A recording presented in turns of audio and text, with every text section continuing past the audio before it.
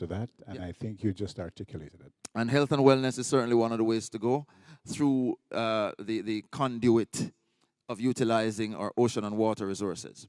Now, lots of opportunities will always present themselves. Luxury spas, as I know you're promoting here at this conference. Of course, an experiential kind of tourism, which is what Minister Bartlett has been pushing for a very long time, long before the rest of us caught up to that kind of vision.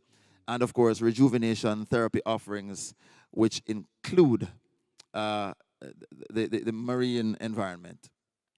And I really want to close on these points, just to say that if we are not yet aware, travelers are far more environmentally conscious. Uh, there's a need, of course, to customize our offerings and have more personalized services and products. And of course, we must think about how we pair the services with the overall experiences. Gone are the days, I said this in a presentation yesterday, where vacation is vacation and work is work. The lines have become blurred.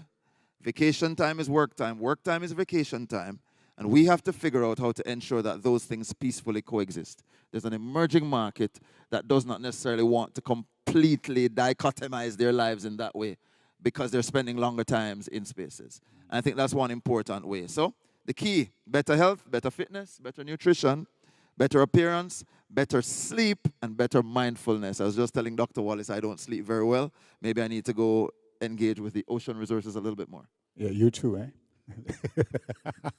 I kind of have that issue myself. So, all of what you're saying is very, very interesting to me. Um, you know, I didn't hear anything that I would term controversial. What I heard was truth well told. Folks may disagree, but the thing is, I think sometimes a major part of our problem is that we only want to hear the things that we want to hear, and we say, well, that's the truth. No, it's not. Okay? Truth can be very uncomfortable, but if it's well told and people understand, we can get buy-in. So I really appreciate your honesty and your openness.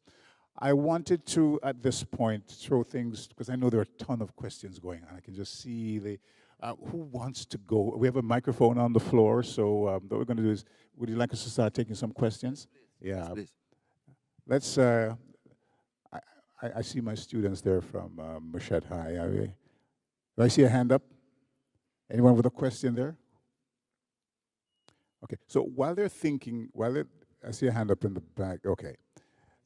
While they're thinking, COVID, this pandemic, has, they say you should never waste a crisis. COVID has produced quite a bit of opportunity for us in all of the devastation that it's caused. What are some of the opportunities you see moving forward? Because you use the word rethinking how we, approach what we're doing. What are some of those opportunities that you're seeing? Well, one of the beautiful things, and I share this without fear of contradiction, is that this particular Ministry of Tourism in Jamaica has already been engaging in what we call the reset, with how we are more inclusive and how we're pulling our people up and ensuring that we're skilling them through the Jamaica Center for Tourism Innovation and the other wonderful things that are happening. But I think one of the major things that COVID has done is to highlight and to expose throughout the entire region the fact that we have underserved our people from the perspective of their own capacity and their ability to have the skills that are transferable as the world changes, okay? So one of the discussions we continue to have at the CMU is how do we get individuals to understand that the future is now, and that this future, which is now, is a future that is going to embrace the technology. It doesn't mean one or the other. It means upskilling ourselves so that we navigate around the technological resources. It means upskilling ourselves so that when opportunities such as these present themselves, open sea farming and other things, that people are sufficiently equipped to engage in the opportunities that are not only existing globally, but the things that are going to be unique in our spaces because of our own configuration. So I think that that's what COVID has allowed us to do. It's forced us to think I said in another presentation yesterday when they asked me to talk about rethinking tourism, I said, well, good thing is that firstly we're thinking about it. So let's think about it first, because thinking about it means you have to be deliberate, right? And then we can engage in how we reimagine and rethink. So I think that's really what it has done. It's helped us to position our thought processes a little bit better, and therefore we can think more carefully about how we execute. Okay, thank you. Question? This is a lady over there. Would you just, Someone is behind her. okay.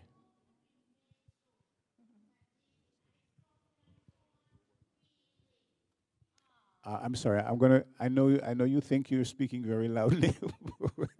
People on YouTube can't hear you. Yeah. All Yeah. right.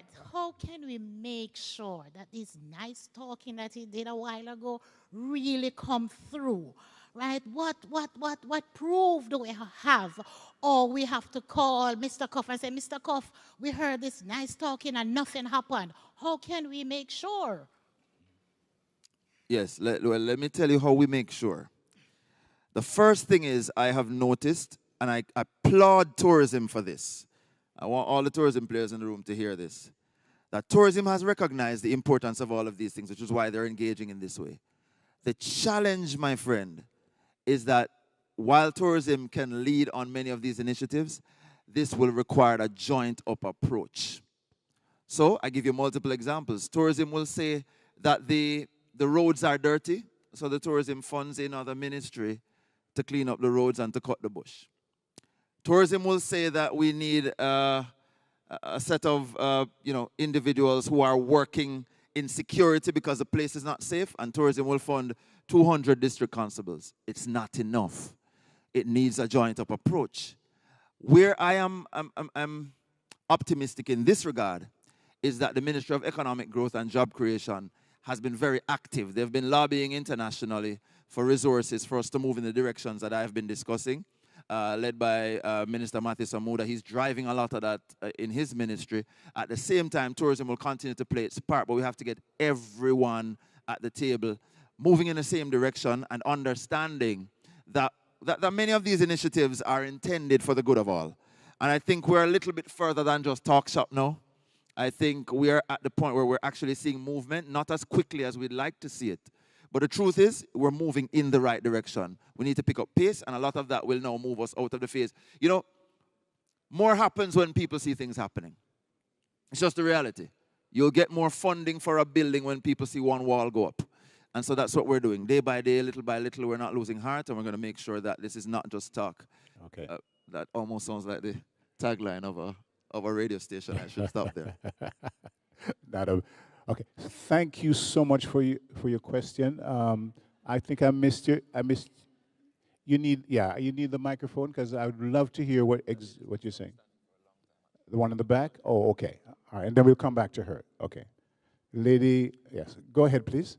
Good morning. My name is Melva Nelson, and I was here yesterday, and of course I listened to the Minister Bartlett talking about the farmers, and I really do interested in organic food. So I would like to know what is Health and Wellness is doing for organic farmers, because most of the food that we have here and most of the food that we import, it's pure chemical. So can we do something about organic farming so we can have a better health? Did you hear? It sounds like a call to action. I don't know if it's a question for me, given that I no longer speak for tourism. But Ms. Roberts, the Linkages Network that's been arranging this, and I see the leadership in the back of the room, I'm sure they're committed to organic farming, and there's a lady right behind you in a brilliant maroon jacket or top. That's Mrs. Carolyn McDonald-Riley. I'm sure she'll be happy to talk to you about what will be happening for organic farming. Well, she'll be moderating a session right afterwards. So, brilliant. Yeah, okay. So we'll probably save that one for her if it's relevant to what her discussion will be. Okay. My students over, all right, there. All right. Yeah, we're back to, okay. Okay, I don't know how many of you have coming from Montego Bay. It seems as if everybody's coming from that end because it's a street light right at flankers. It has been out for over 4 weeks. Right at the soldier, where the soldier camp is. And I tell you, when I was coming this morning, it took me almost 1 hour to go across, plus a lot of children have to go across. What is really happening? Is it that you're all coming from Kingston, that end, and you don't see nothing at all? We need something to be done to that light. It's a dangerous area. All right? Thank you. You want me to respond to that? Was I it think a quick- I think it's a cry that falls outside of the remit of Okay. this conference, and I Yeah. I understand the frustration. I'm sure Okay. this is a very well attended conference, and your voice would have been heard. Yeah. There's a- Okay. A pleasant morning. My name is Jacqueline Johnson from the Hart College of Beauty Services. So my question, all right, let me start out. I am a part of an organization that participates in the coastal cleanup, and we do this yearly. What I would want to find out is what measures, because there's something I'm aware of where, the cooperation of the citizens has to be, 100% on board. But in the event that every year we have to be doing this, and maybe sometimes more than once for the year, because everywhere you look, the waters are polluted with the plastic garbage and stuff like that. Is there something that we are working on, as Jamaica? Or is there something already in place that will aid in that process?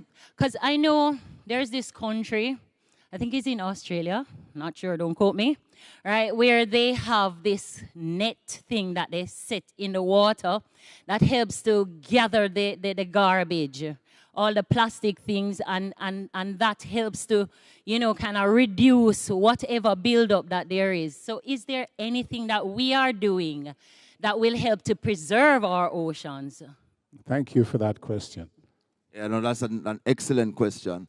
So I'll respond by saying that there is a very good friend of mine who participates in all the beach cleanups every year, yes, but then throws things through his window. So I'm making a point that these things have become, in some ways, events, but there's no behavior change. And so a part of the behavior change that has to come is a lot of programs are in Ministry of Economic Growth and Job Creation intended to treat with this kind of behavior change. But I think the best way to make things make sense to people is to show them dollars and cents. What does this mean for you if you are engaging in some practices that are going to limit your ability to earn? What does this mean for you if you are engaging in positive activities that will increase your ability to earn? And I think once we make that connection for individuals, if we're 2 or 3 degrees far removed from a particular thing, many times we don't understand it. And there's a big term, Michael, that I always try to break down for people.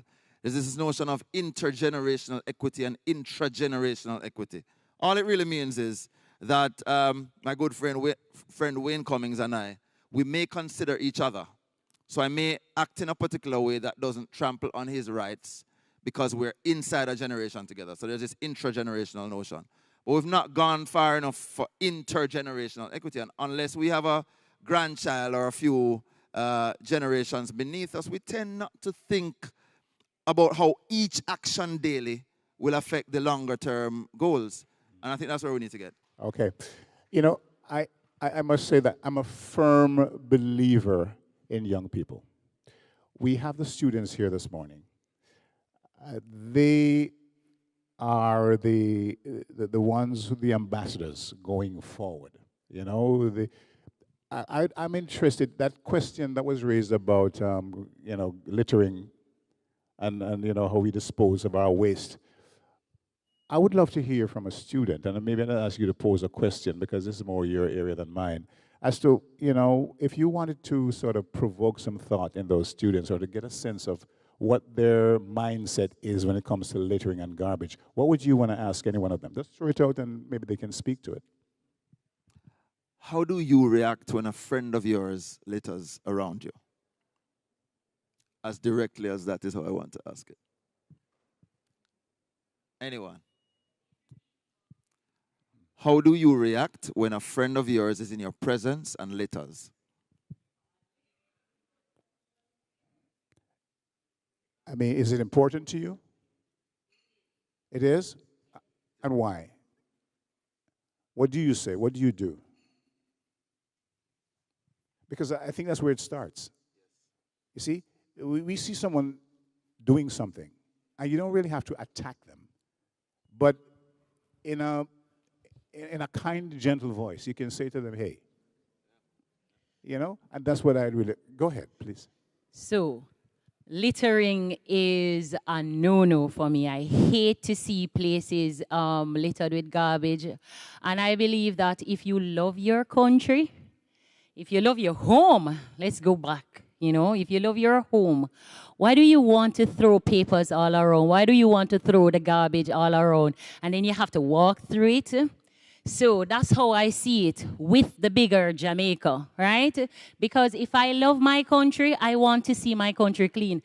A friend of mine this morning, you know, like we were traveling and he just threw something out of the window and I'm like, why you do that? You should just put it in your bag until you get to a garbage bin, right? Because, but that's another thing though, there needs to be sufficient receptacles for garbages. So that would encourage people to say, all right, you know, I'll wait until I get to that garbage pan. And it shouldn't be far apart. So I think that's something that we can implement along the way. Garbage containers, collect receptacles all over. So it would encourage people to dump in the garbage. Set up containers for the recyclables. Okay. And when we get those recyclables, collect them. I am involved in a recycling program, but they really don't come around too often to come and collect them. So it kind of discourages you, okay, unless you know your purpose. Okay. So I believe that if persons are interested in doing these things, there needs to be the other end that is balancing that act, okay, right? So yeah, that's what I'd say. You know, following... I think she has already started to answer a question that I was about to ask. I think one of the greatest motivational factors is when you can show someone, why is this important for me to be watching out for this? What does this mean to me? Make that link for me. Why should anyone care why someone is littering and throwing garbage through the window? I mean, you already started with beach cleanup and what that means, but could you expand on that for us some more? Let me first start by saying I hope that my friend did not reprimand her friend with a smile. No, and I think it starts with making people uncomfortable with bad behaviors. So it's ownership, right? And I have this memory in my mind of Falmouth, some work we'd done at TPD while I was there, and we'd temporarily relocated some individuals to a space they did not dislike. And I watched as one person decided to deface a fence by putting something on it. And the entire market came down and said, you can't put that there, sir. So you start to self-regulate in that way when there's ownership, when there's pride, when there's a sense of what it means when you do when you become persona non grata. And that's why I'm encouraging all of us here gathered in our spaces, and that's why I asked the question the way I did. What do you say to your friend when your friend does X? Do you simply ignore it, pretend it didn't happen? Do you joke about it? It starts with, so another extreme example was when we said to some officers, harass the harassers. Make those who are breaching and violating feel uncomfortable in your presence, because you have to be a leader in that respect. Yeah, absolutely, absolutely. You know, I want to really follow up very quickly on that point you made. It's not what you say to people, it's how you say it. Yeah. If you are going to take a hostile approach, it's going to breed hostility. You know, and many truths are spoken in jest. You can lightly say to a person, hey, you know, when this happens, this is what happens, and here's how it affects you and I. Yeah. I mean, You know? if I'm driving the car and you throw something out the window, I'm stopping the car, and I'm picking it up. And so that's one way that you demonstrate. I'm told that when I was 5 years old, I would walk behind people and pick up their garbage. And so that has kind of followed me throughout my life. It just, Okay, yeah. over time, you have to take responsibility. How are we doing? Can we take another question there? Yes, in the back. Go ahead. Good morning, Antoinette Peart. I just want to add to what she had said. When you put a lot of garbage containers, it will encourage, but I think it starts from the home, from the young. Because I remember taking the bus with a fellow student, and the person was eating a snack, and as they finished the snack, they wanted to throw it through the window. And I said, why don't you put it in a bag? And when you reach to a bin, you just throw it in there. She said, no, I don't want to put no garbage in my bag. So it all depends on how a person is socialized from they were very small. Because when I was small, my parents always said, throw it in the bin. So it embedded in me. So it all begins when they are young. Because if they don't do it when they're young, when they're big, it's normal to just throw it anywhere. So that's my point. Thank you. Fully agree. The intervention needs to be early. Yeah. Okay. So I'm not sure how our time is going, but I really wanted to get this question in here in terms of our topic, which is restoring nature and the blue economy. So how may we move forward to tap into the potential of the blue economy? Well, it is, first of all, creating the understanding, which we're doing today. It is about having the right players at the table. It's ensuring that we're all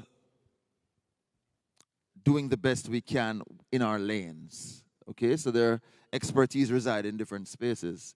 And we have to be able to tap into that, to unearth that, to connect it.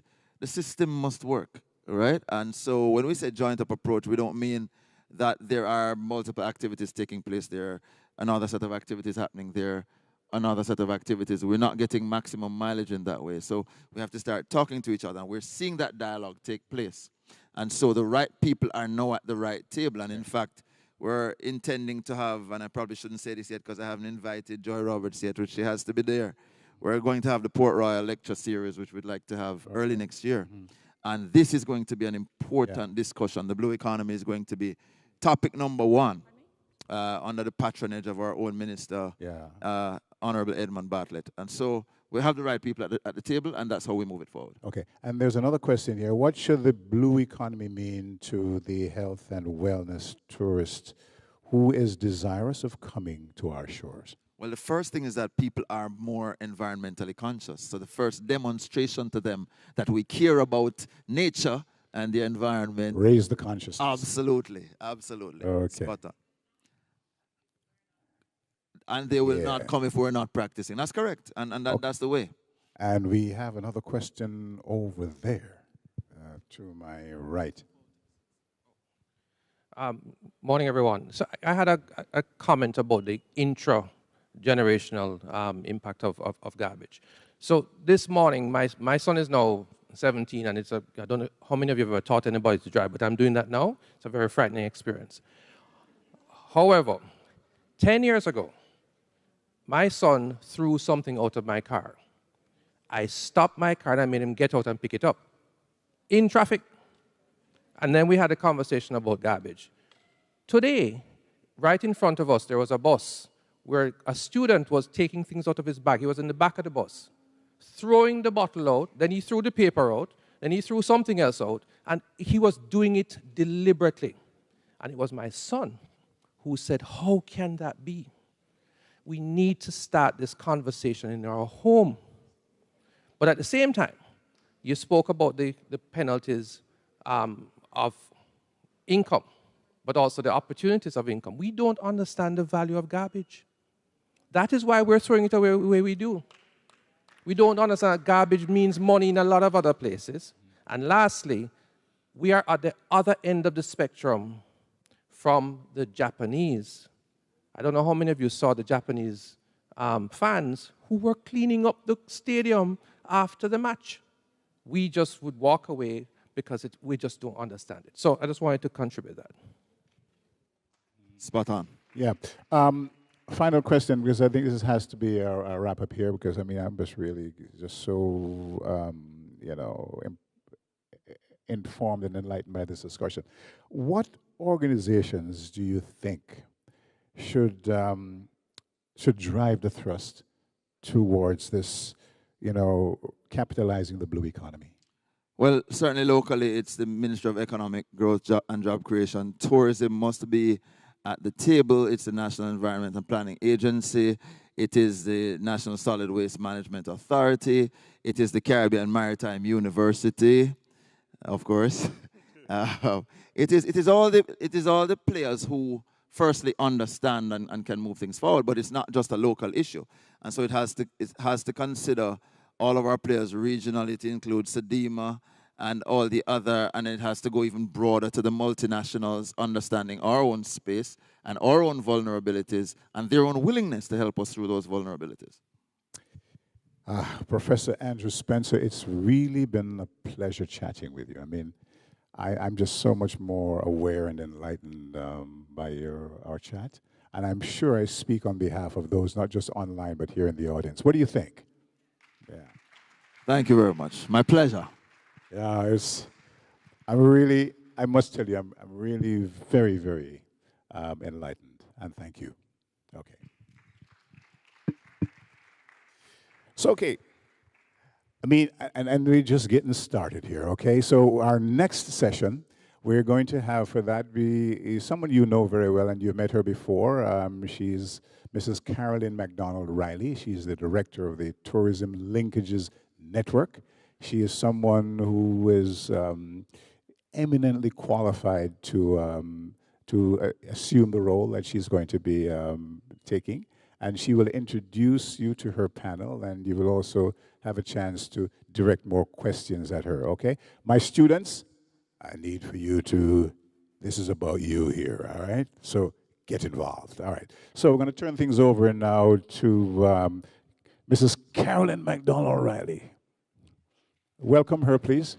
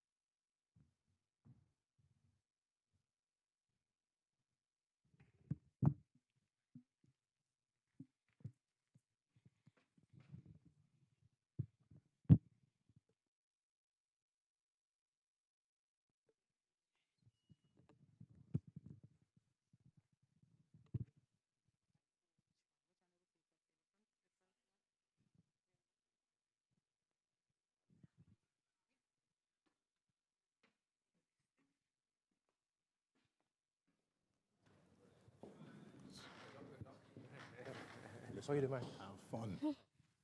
Good morning, everyone. All right. It's a great wellness morning to be here. I hope we have been enjoying over the last 2 days. This morning, we're going to be speaking about the wellness tourism value chain. And the good thing with this discussion is that every one of us in this room can be a part of this value chain. I'm going to give you a little overview, and then I'm going to tell you about who the persons who are going to be participating in this discussion, who they are. What is the tourism value chain? The value chain is a sequence of primary and support services which are strategically fundamental for the performance of the tourism sector. So when we're talking about the tourism value chain, we're talking about a mix of government, private sectors, and NGOs. That's when we talk about the tourism value chain. And it is important to note that while we talk about the tourism value chain, we also have the wellness value chain. And while it mirrors it, we need to do a little deeper dive when we're talking about the tourism wellness value chain. The tourism value chain, it really includes those activities that add value to the tourism product. So we're talking about some of the persons located here. We're talking about spas. We're talking about beauty and skincare. We're talking about food. We're talking about health and fitness. We're talking about tour experiences. But we're talking about much more than we can see right here. We need to include things like ambulances, the nurses station, pharmaceutical.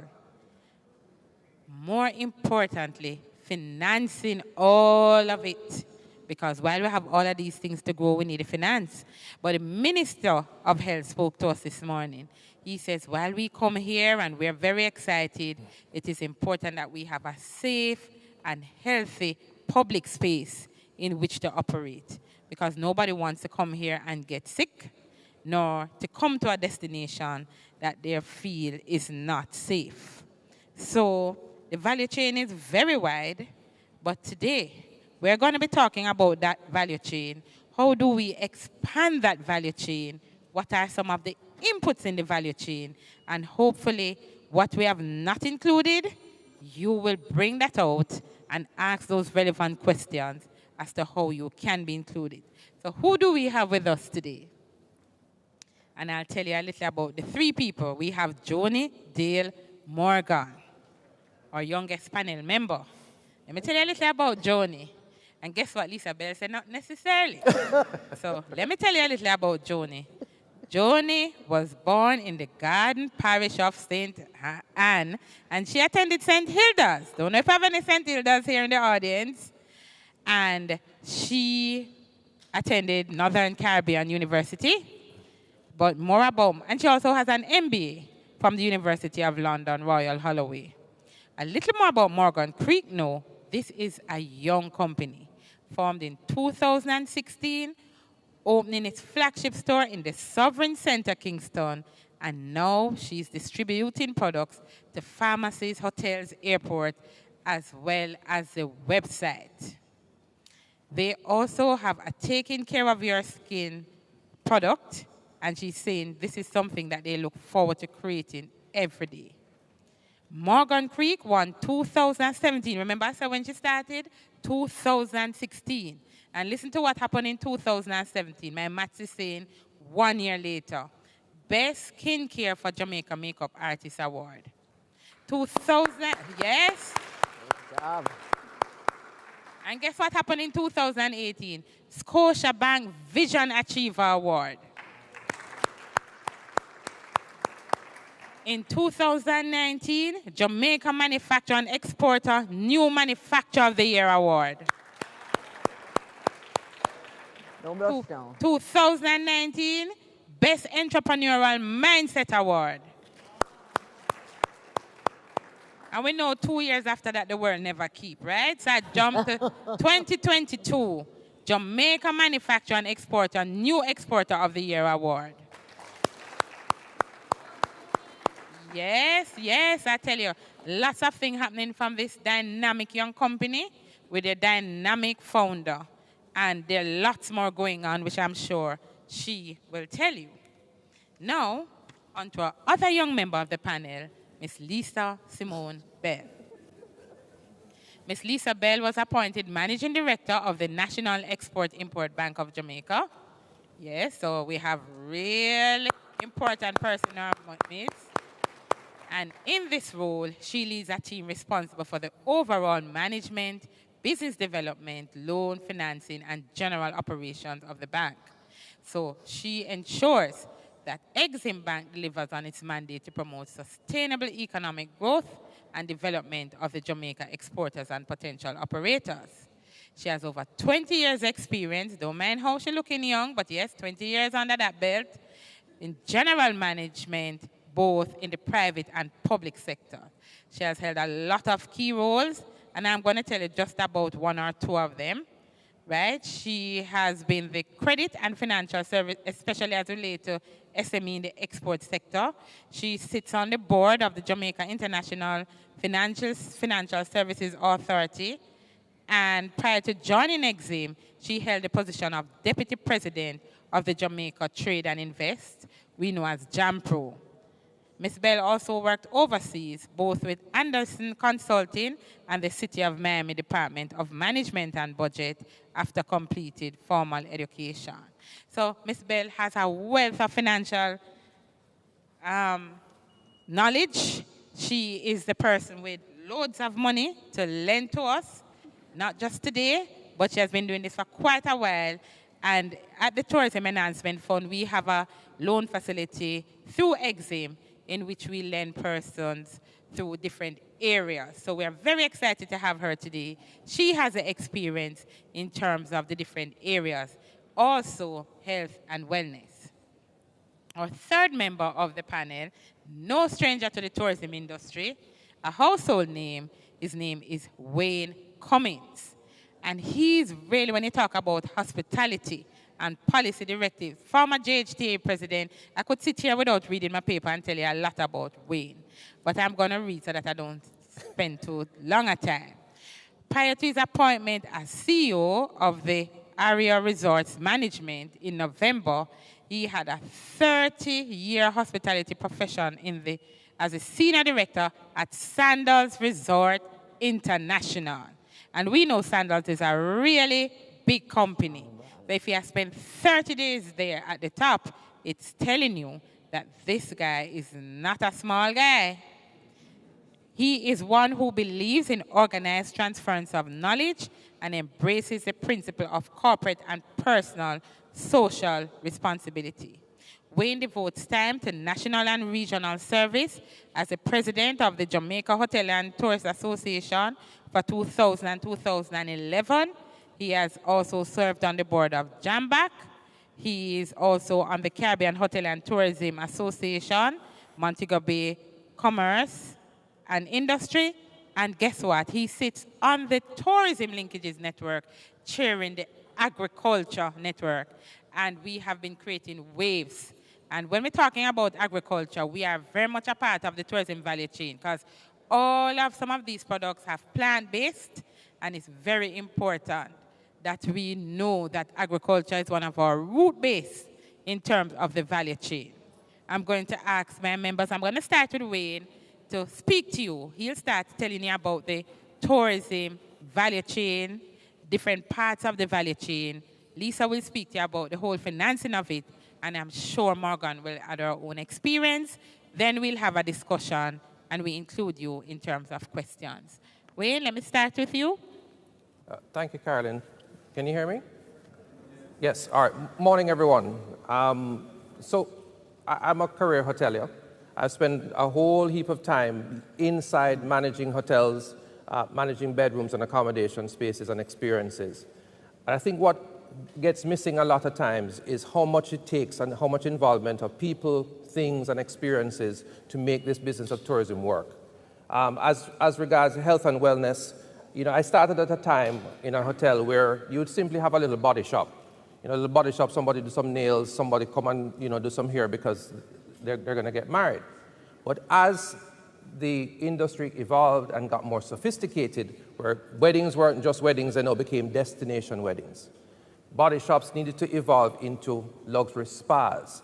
I remember when I was general manager of Sandals and Grill, way before some of you were born, we had a little facility that was a nice Caribbean wooden shack that used to be the spa experience.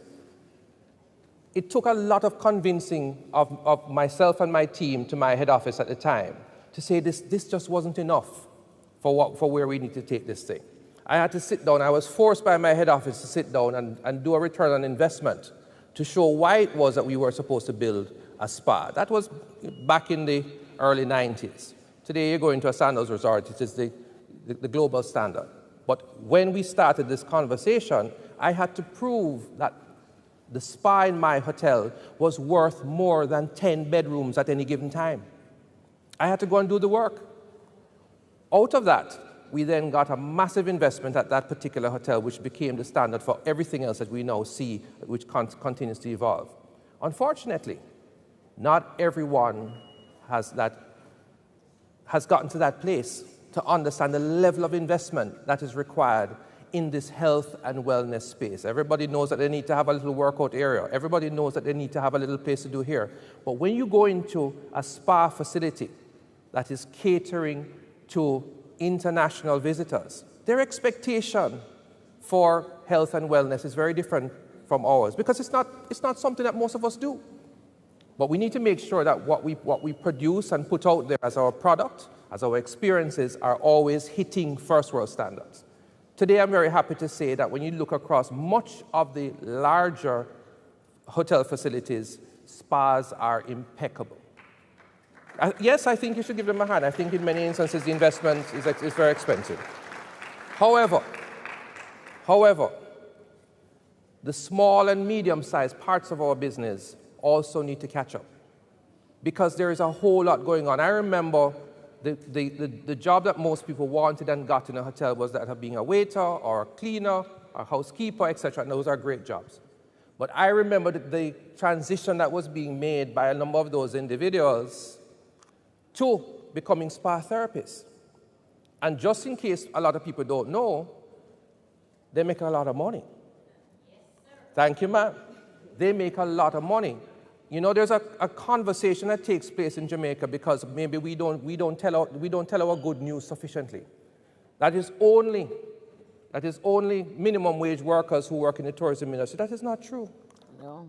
There are people who are working in our spas. There are people who are working as butlers. There are people who are working across the length and breadth of the experience who earn very, very good money that compete very, very well across any industry.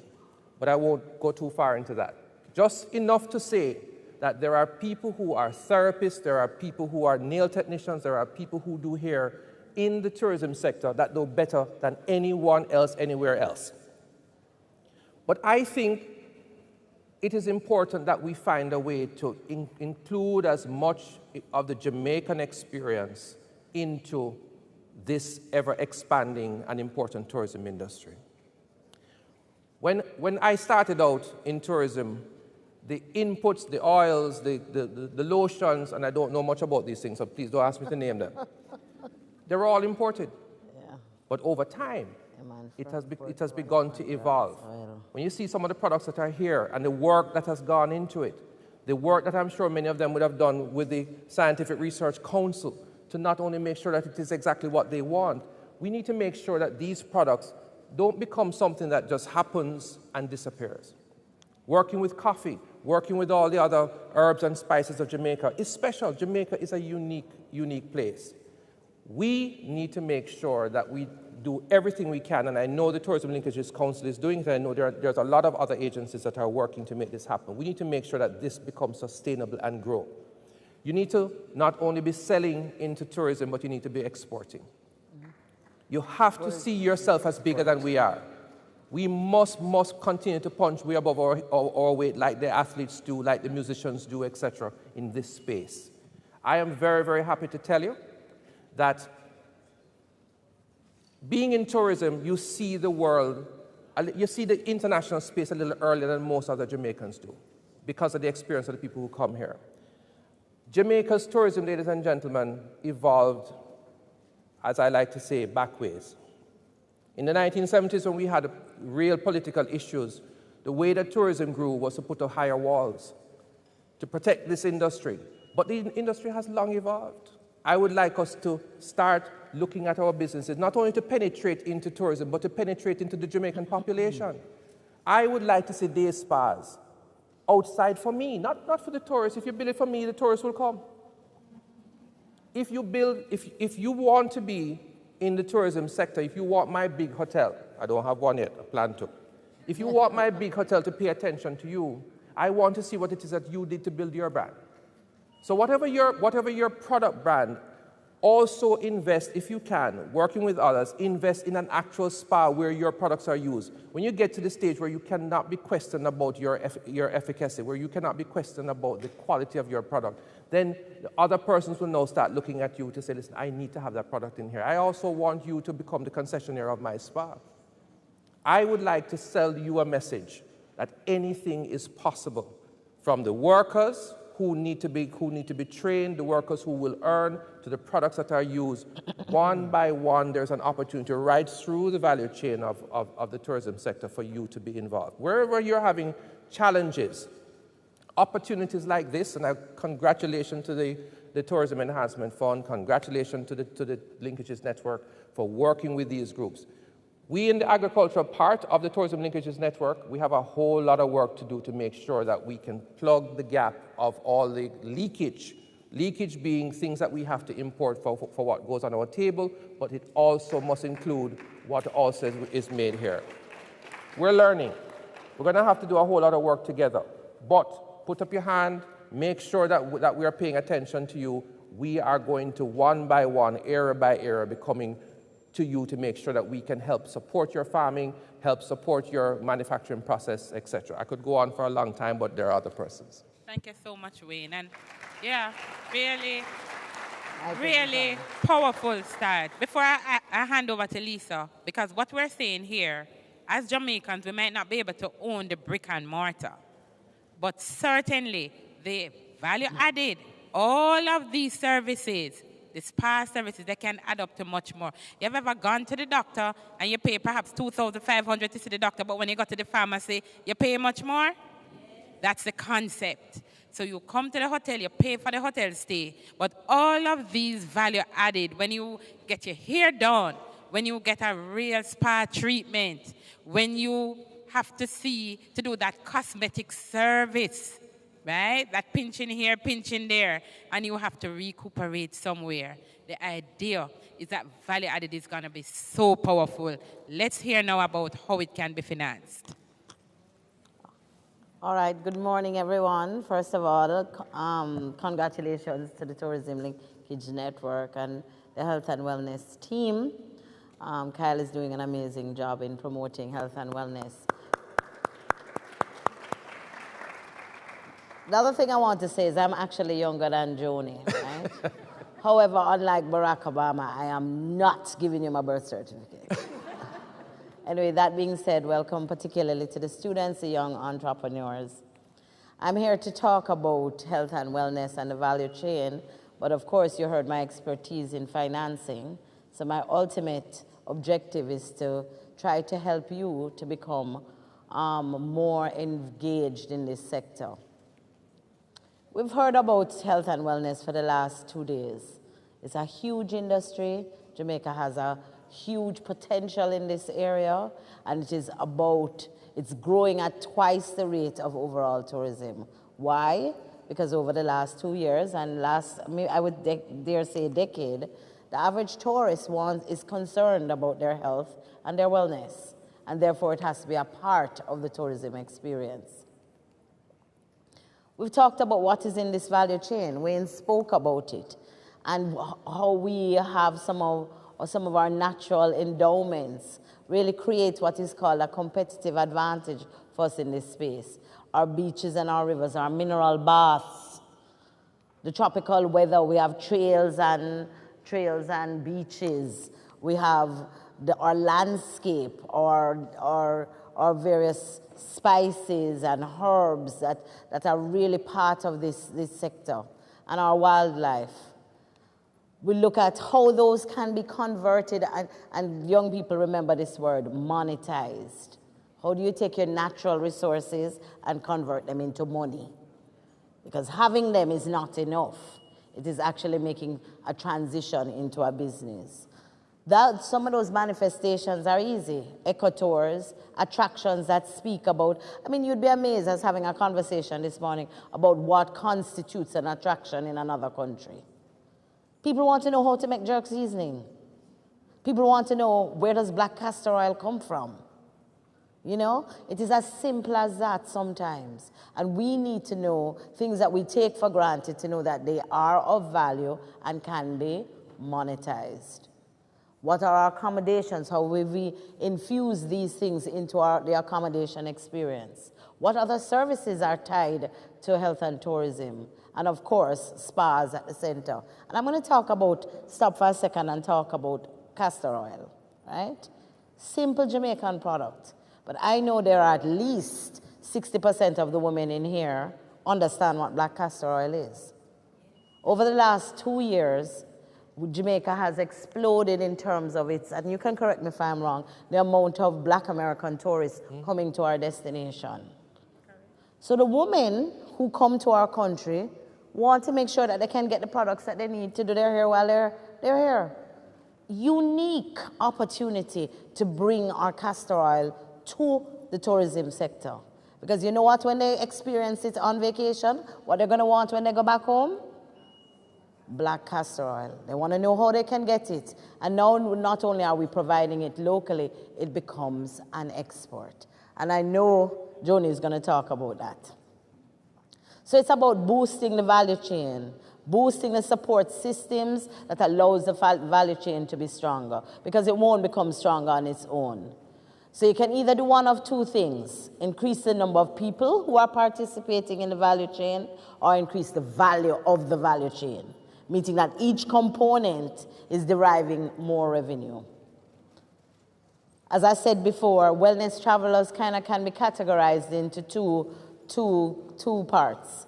People who go on vacation for a specific wellness experience, right? And don't believe that people don't do that. Stressful as my job is, wherever I'm going on vacation, it must build in wellness into it, because I want to relax, I want to feel good, and I want to do things that are healthy. Then you have a secondary kind of traveler who is not only not motivated by wellness, but wants to experience those things while they're on vacation. Value chain, we've spoken about all the different iterations, whether accommodation, through agriculture, through food and beverage, through spa and wellness, several different iterations, which means that the value chain is huge. And at every point in that value chain, can there be an entrant? But let's get to how we get to strengthening. It means that the coordination between all of those components, between the manufacturer, the deliverer, the service provider, all has to work well. We have to increase training. People need to understand the value of our products. I heard about psychedelic mushrooms for the first time yesterday and did not even understand its potential. So there has to be a deeper sensitization, training, knowledge sharing, and this is why this forum is so good. But I'm going to talk more about what I'm an expert about. And I want the people who are sitting over there to pay attention to me. Because you cannot, can we agree that you cannot increase your potential to grow a business unless you have money, right? And money can come in different forms. Equity injections, whether it's your family that is helping you to start a new business in the earlier stages, or it is an equity injection from an investor, or it is debt financing, a loan from your local financial institution. I am EXIM. We are the National Export-Import Bank of Jamaica. We're an arm of government, wholly owned by government. My mandate is to make sure you get the money. As simple as that. To make sure businesses in Jamaica, particularly small and medium-sized enterprises, get the debt financing that they need, loan financing, in order to grow their business. So what do? We provide financing at every end, but particularly for export, which is why Joni is my friend. Because I want to make sure she gets to the point where she builds her local capacity and then her products are being exported elsewhere, because that's where the real money is. So we provide financing for retooling and upgrading if you're a manufacturing facility. How to help you navigate if you're a pre or post shipment. That means that I'm going to help you get the product ready, and I'm going to help you to navigate after you've sold the product. Because sometimes big buyers take a long time to pay you, and that's how we help you. We'll give you working capital. Working capital, what are the things to keep the money that is required to keep your business running? If you need specialized equipment, whether it be facial equipment for your spa, or it is a piece of equipment for manufacturing a product that is needed, we will provide that. I mentioned receivables financing. And of course, we provide what is called trade credit insurance, which is when you're selling into a foreign country, you need some protection against the person who is buying. So we are that intermediary to make sure you get paid. But the tourism sector, which is an export sector, because you know, we earn foreign exchange from exports. So by the WTO's definition, the tourism sector is an export sector. We have a special focus on the tourism sector.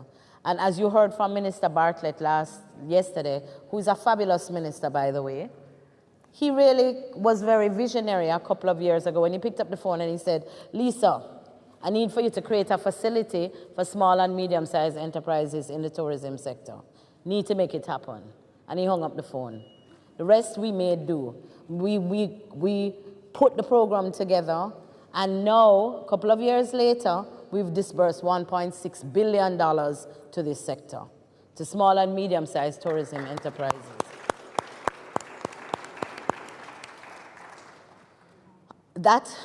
And EXIM is very involved. I sit on the Tourism Linkages Network in order to help to provide the coordination between all the things that are happening and finance. We were a part of the GOG Tourism Grant Program, where during COVID we provided assistance to companies operating in the sector who are struggling because of the downturn. And in fact, I'm very proud to say, during the 2 years of COVID, because I call it about 2 years, Carolyn said COVID never keep. The fact is that companies were struggling, and in fact some closed. But our job was to proactively provide relief so that they could restructure their loans during that period and then give them the financing so they could get back on their feet. But let me tell you about the program. Pay attention. As I said, the minister asked us to put in place what is called our SMTE loan program, Small and Medium-Sized Tourism Enterprises. The loan is for, listen to the percent, 4.5%, which is the lowest percent available in the market. You cannot find a loan. The requirement, you can get up to $25 million. Of course, if you need more, we'll blend it with other financing. But it provides $25 million for a small enterprise in order to buy equipment, as I said, for working capital support, for trade credit insurance. It is a number of things that $25 million can be used for. It is for a maximum of 5 years. As I will tell you, all our beneficiaries on this program received relief during COVID. And I would dare say it allowed some of them to continue to survive. Here is the other good news, and it's highlighted at the bottom of the screen. How much is still available? You don't see the figure? $600 million is still available under this facility. And it is my job, whoops, you see how passionate I am about this? It is my job to make sure that it don't stay in the bank account. It actually gets into the hands of companies who want to grow. As I said, we have loan officers here. My head of lending, Winston, just stand up so they can see you, is here. And his job is to walk this floor to make sure you know about this program and that you tell others who are involved. You have to be earning at least 25% of your revenues from tourism. So it looks at the entire tourism value chain. If you're a service provider, if you're making a cream or a product, or you're offering a service that goes into the tourism sector, you are eligible for this loan. Last thing I will say, we're looking at trends in tourism. We want to get involved more in health and wellness. We have a couple of customers who are also looking in that area. But it is important that we tell you that if you are in the health and wellness tourism value chain, we are eligible for financing. And just one last comment is on ESG. We talked about climate change in the fireside chat. Professor Andrew Spencer spoke about climate change and how important it is. Climate change has gotten a new name in the vernacular, global vernacular. It's called ESG, environmental, social, and governance. What it means is that as citizens of the world, we all need to be concerned about the world. And that concern must go to every level. So how we manage our environment and how we infuse it into our products, how we manage our products in the context of making them sustainable is going to be incredibly important. And we don't even know what it means yet. But understand the rest of the world is going to require us to be in it. So when the tourist comes in a couple of years, they're going to say, is Morgan's Creek ESG compliant? Do they care about what they're doing to the environment? Do they care about what their outputs, where they're being disposed of? It's going to matter. So it's important as we consider how we develop this sector that we be very conscious that the globe expects us to be ESG conscious. So, in closing, why EXIM? Because they can't find a loan lower than me. In simple, right? You cannot find a loan that is tied, that is dedicated to tourism, that is developmental in nature, and at a lower space in the market. EXIM has, as my first slide was, we've been around for 37 years. We've been financing this sector for a very long time, and we want to continue to do so. This may surprise the young people. My job is not driven by how much money I make. It's driven by how many loans I give. So to that extent, we are hopeful that we'll continue to service this sector. Thank you. Thank you. Thank you so much, Lisa. So we heard about the fact that financing is not a problem.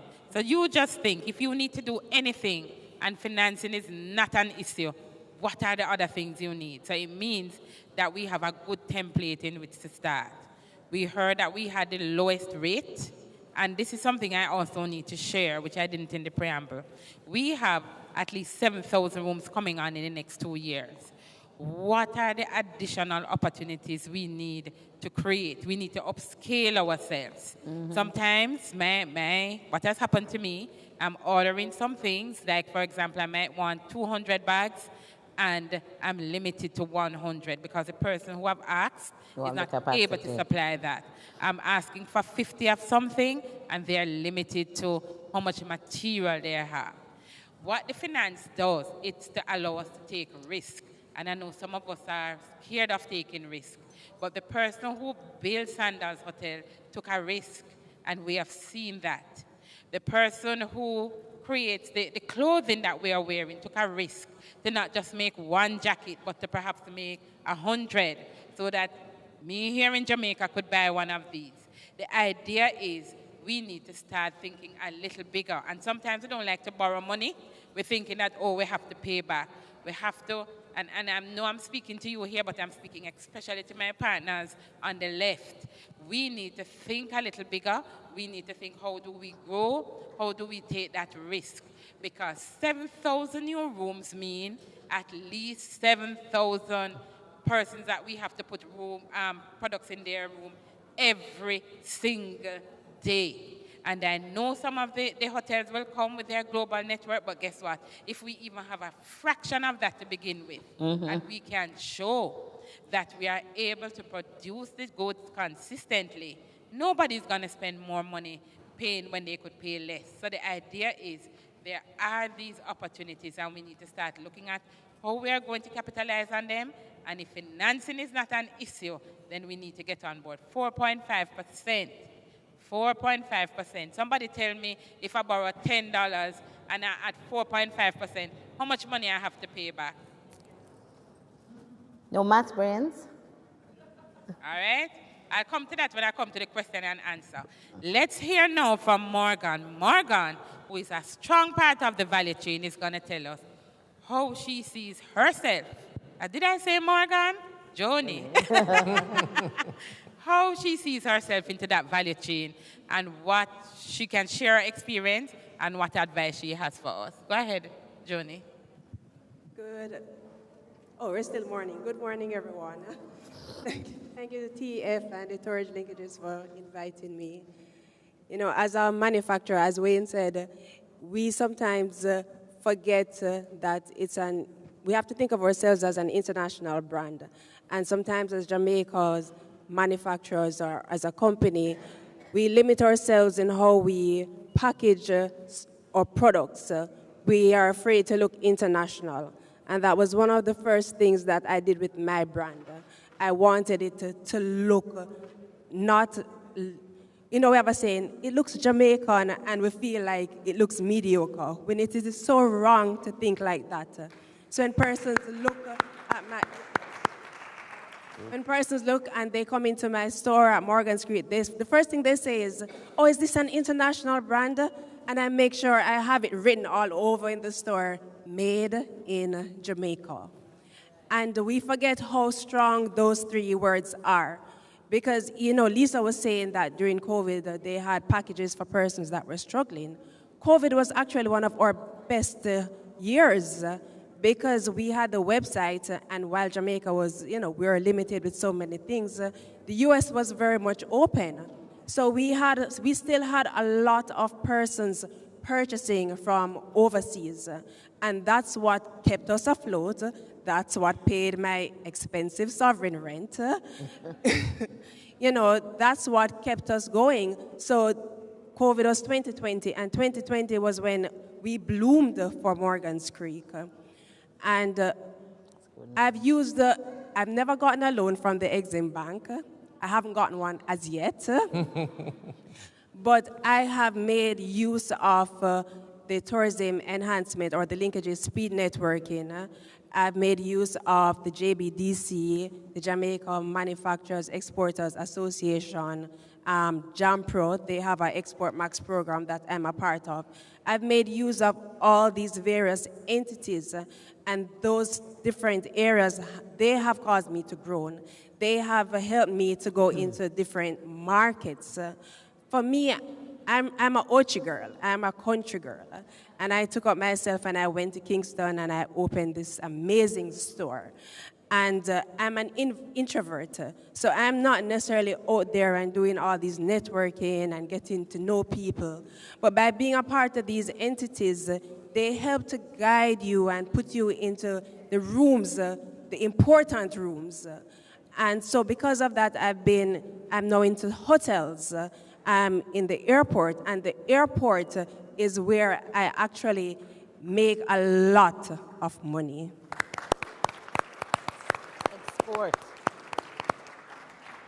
The airport, when I mean I am sending deliveries to the airport every month, huge boxes just to the airport. And this is just one store in the airport that we're facilitating.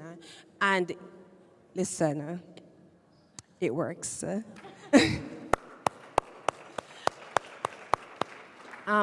As I said, we're also in a few hotels. I actually use a distributor company, so we've been into Sandals, we've been in Couples, Jamaica Inn, and we've always gotten repeat buyers. Tourists love it. We don't understand how our herbs are very organic and how people look at it.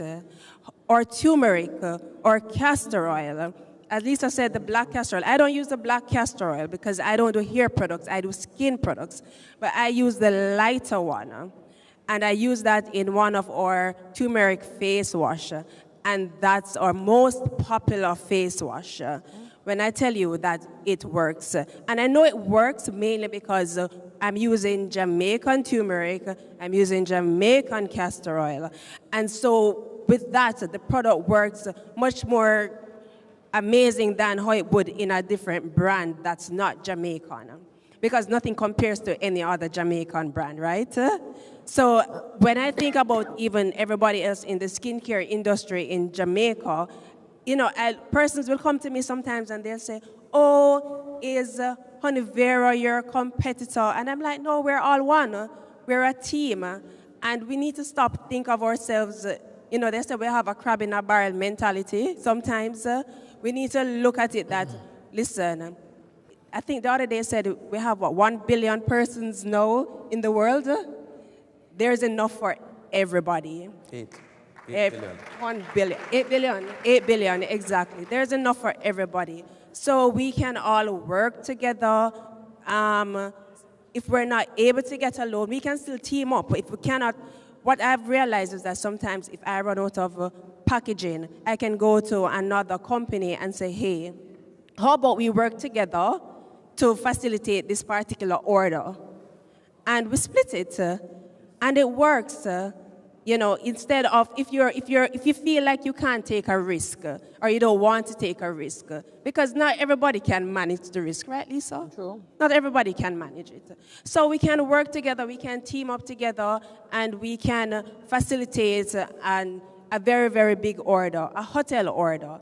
You know, let's say a Sandals asks us for 1,000 shampoos or 1,000 lotions, and I can only do 500. Another company can do 200, another company can do 300, and we fill the order, and that works. Everybody gets $1 right there.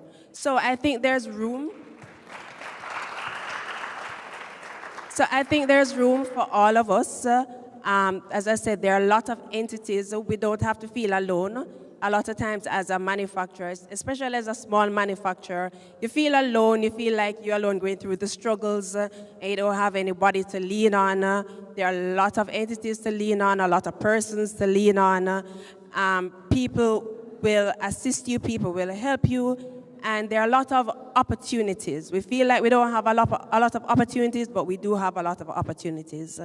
And when you have your website, website is important. That US dollar is important, that UK dollar, listen, it is important. Your website should look like your storefront. Your website, it shouldn't be hard for people to navigate. It should be easy for them to, you should have different payment platforms on it, PayPal, Stripe, however you can. Listen, get it worked.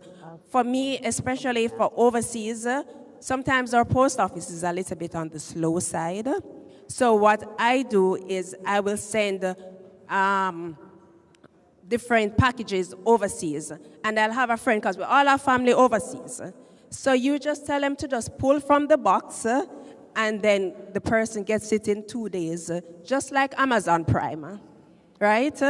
So we can find different ways for it to work.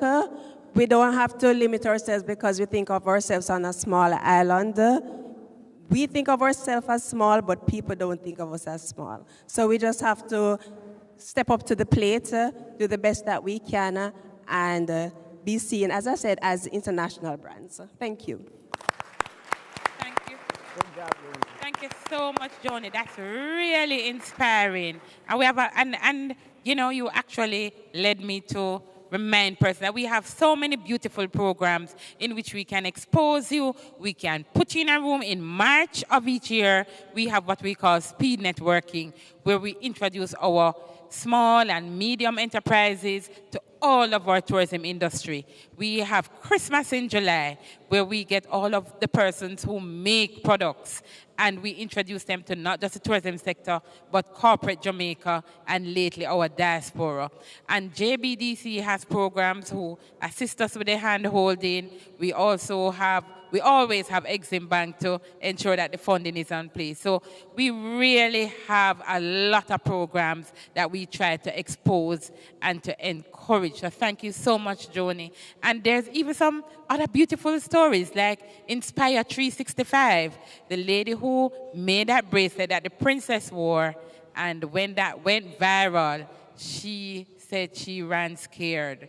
She did not know where to find material to make the amount of bracelets. And one of the things we do, we have a magazine called Christmas in July that ensures that you're always open for business. Your product is always displayed, and persons will order from you all over the world. So it is important that you have a web presence, an exciting web presence, and one that works. When I click on the link, I must be going somewhere.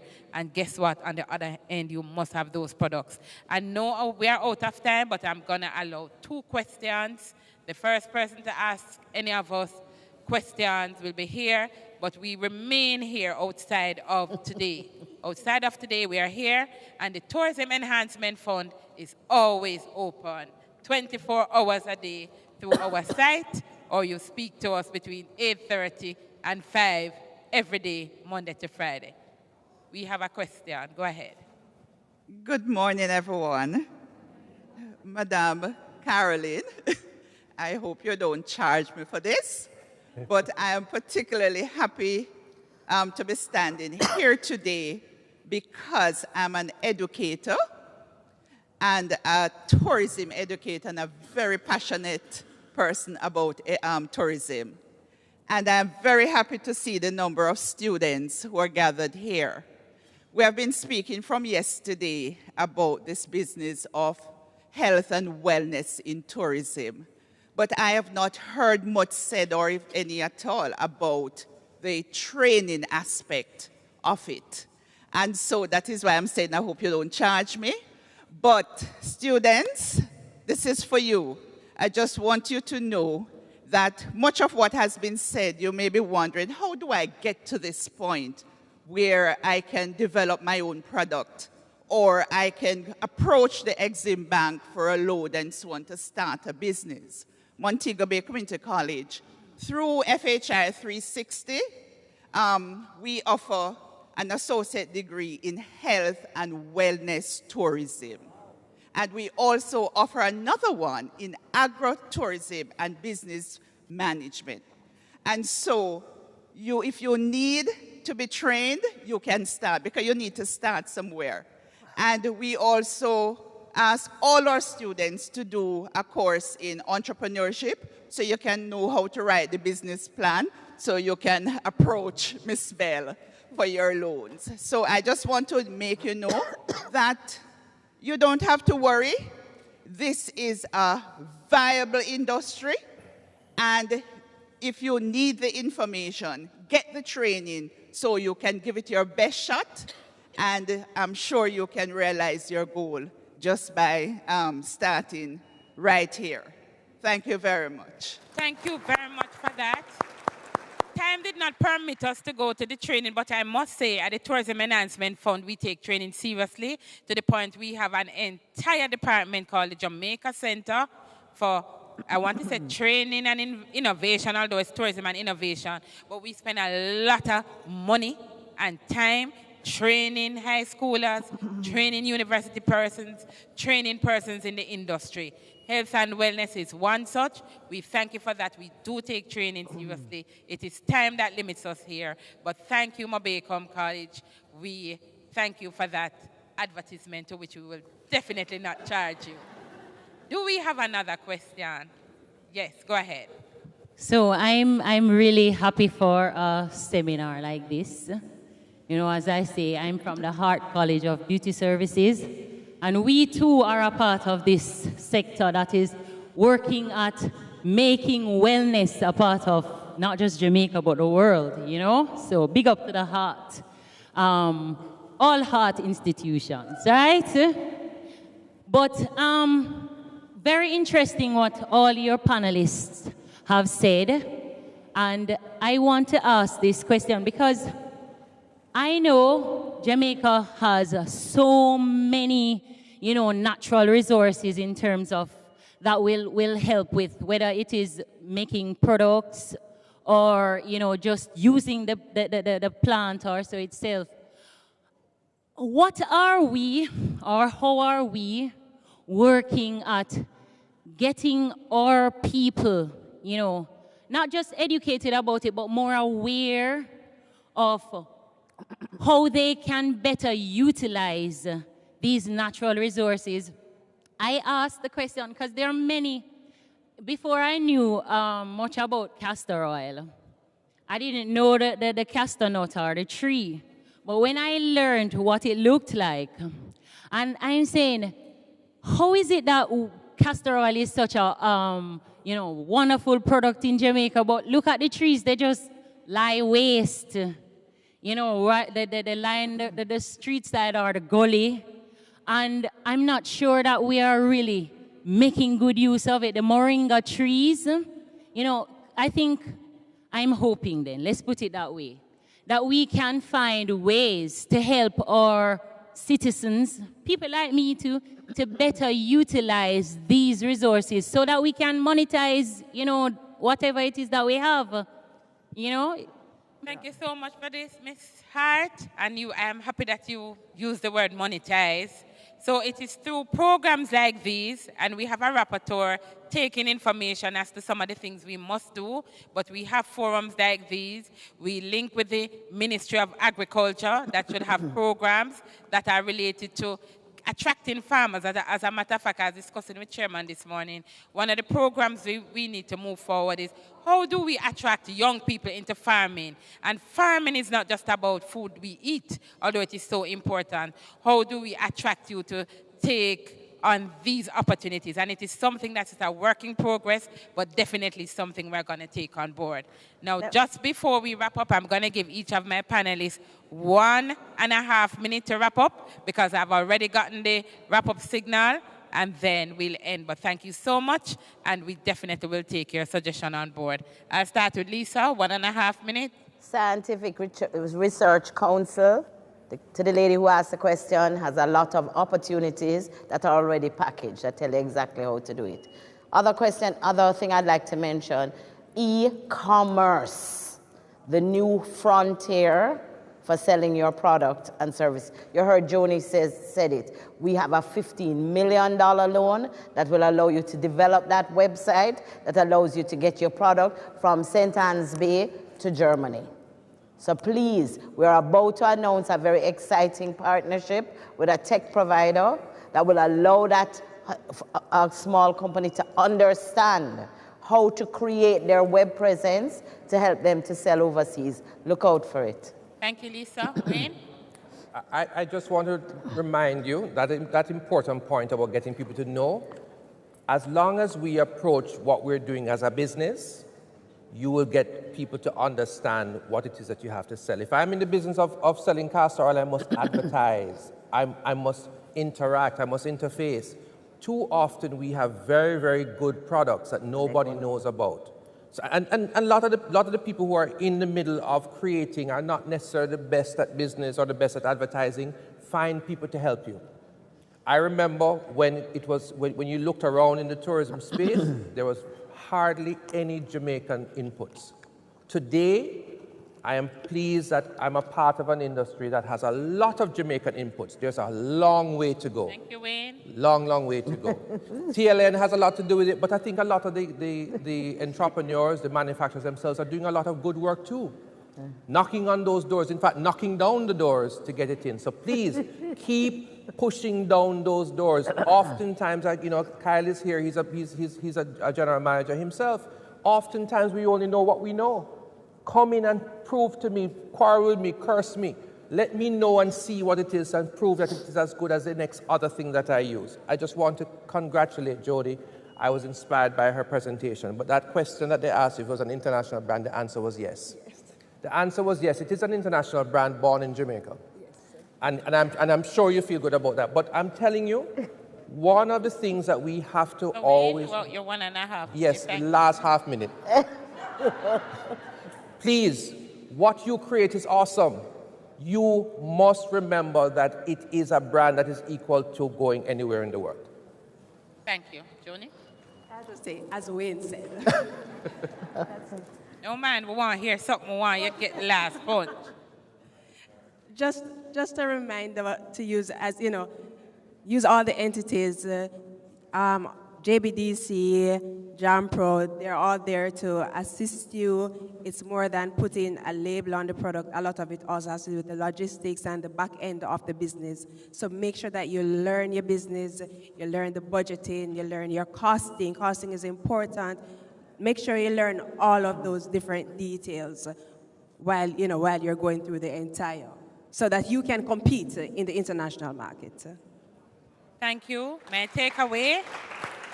takeaway from all this was that the tourism value chain, specifically the wellness value chain, does not belong to the four walls of the hotel.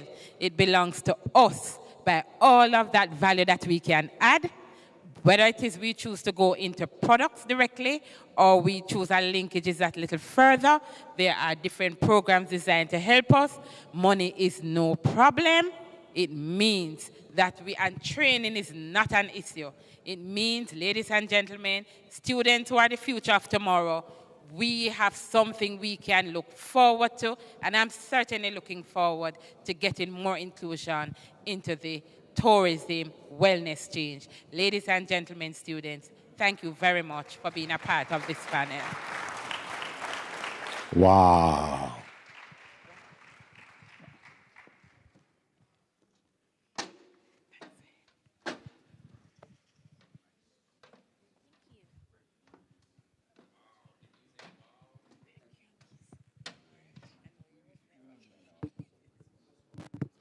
Wow.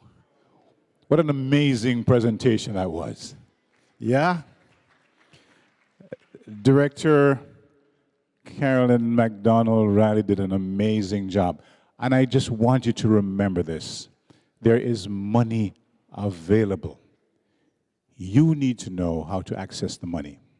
The only place you're going to find success before work is in the dictionary. You get it? You have to work for what you want. If you want good, your nose has got to run.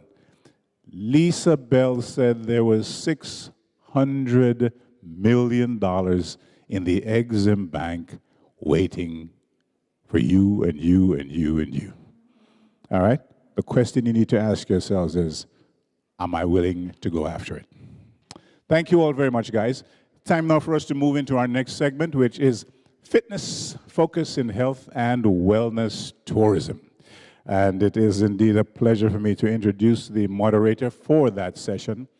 You know, she is very passionate about helping Jamaica remain one of the tour de force when it comes to tourism. In 2014, that's when her career began in the business, and she has accumulated a wealth of knowledge and experience in the hotel industry. She is always willing to share her knowledge and information, and she is raring to go. So please help me welcome our next moderator, Isia Thelwell.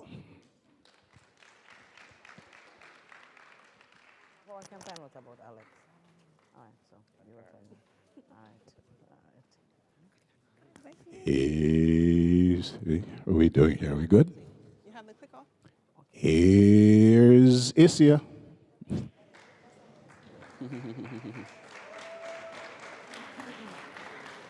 Fantastic. Okay.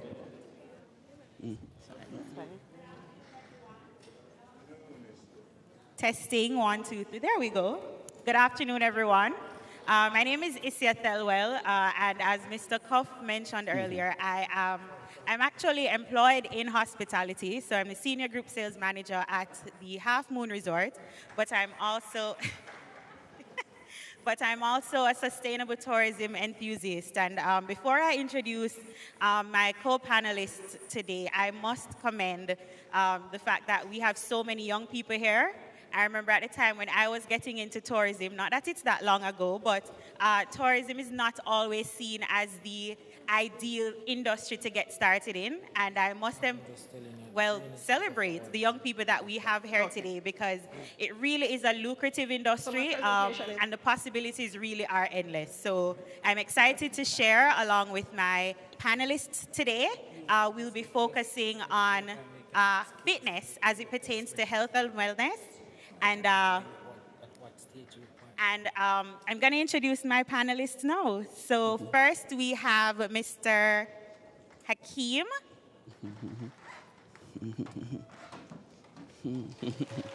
So Hakeem Shields is a strong proponent in health and wellness and has actually made magnificent strides in advancing the medical field through his passion and advocacy, specifically in the field of physical therapy. He believes that health of a nation begins with healthy individuals, and as such, his health promotion is key. He received his Bachelor's of Science in Physical Therapy from the University of the West Indies in 2014, and he takes pride in serving and empowering his clients to make a change for their better health and wellness. He has a passion and quest for knowledge in health that goes beyond the field of physiotherapy and rehabilitation, as he has embarked on studies in public health, as well as also considers himself as a public health practitioner, which has made way for multiple roles he has held within the Ministry of Health and Wellness. Now, the next person I'd like to invite is Mr. Stokely Rose. And Mr. Stokely Rose is an ISSA certified personal trainer and a fitness coach. He has an innate passion for engaging all things health and wellness and really helping people to achieve their fitness goals one step at a time. Now, his company, the club, comprises of highly accredited professional trainers that are dedicated to helping men and women of all shapes, sizes, and ages improve and maintain their physical health and mental well-being through lifestyle changes and activities specifically designed for them. He's also a renowned expert in planning outdoor fitness activities such as the now famous Hike the Blue, which is a hike to the Blue Mountain Peak, which is not for the faint of heart. I can testify to that because I've signed up many times and chickened out. So I've got to work on my fitness level before I can go up for the challenge. And then my last but certainly not, two more panelists. I have Selena De Leon, and Selena is actually a past Miss Jamaica, mother of 2 girls, and a studio owner as well as a business director. She has a passion for fitness and health, languages, travel, and anatomy. She has over 20 years of experience in the fitness industry, and she is result-driven. She's a certified trainer and Pilates instructor, and I'm hoping that that's not you going to challenge me to do any Pilates today. Her start in the fitness industry was as a gym owner, and her desire to offer and practice a more fulfilling and aligned wellness regimen led her into the world of Pilates and birthed the Core Fit lifestyle. Now, along with targeted Pilates, mat classes, and weight loss plans, she combines her range of physically formulated weight loss foods with personalized coaching services, which have been proven to guarantee results. So we're definitely going to have quite an interesting conversation here.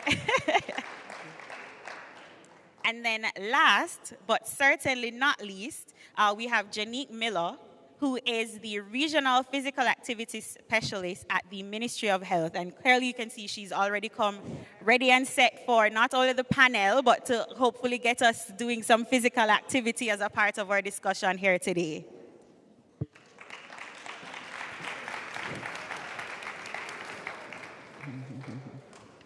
All right, so again, I do want to extend a welcome to all our panelists here that are joining us for this discussion on a focus on fitness as it pertains to health and wellness tourism in Jamaica. Now, I can definitely tell you from firsthand experience that, being in the industry, the demands and the trends are certainly constantly evolving, and, our clients or tourists that are coming, they have, changes in their demands. So not only do they want that promise of the sun, sea, and sand, but they want to have, holistic and very authentic Jamaican experiences that, of course, will attract them to keep coming back.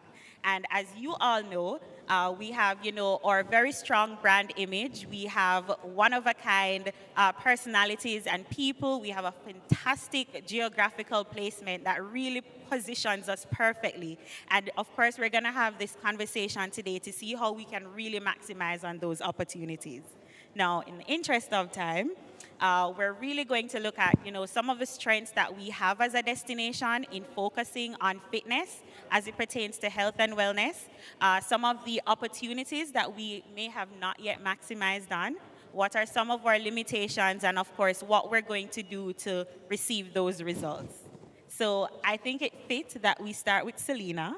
So just give us a quick overview. I know we have some panelists that do have a presentation that they'd like to share. So we'll go with Janique after Selena, and then we'll do Hakeem. Okay. Not sure if this is working. Yeah?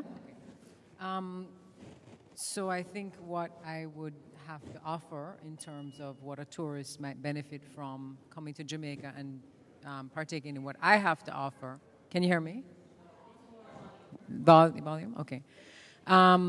So what I do is I do Pilates, which is a specific form of exercise that's geared toward core strength and better posture.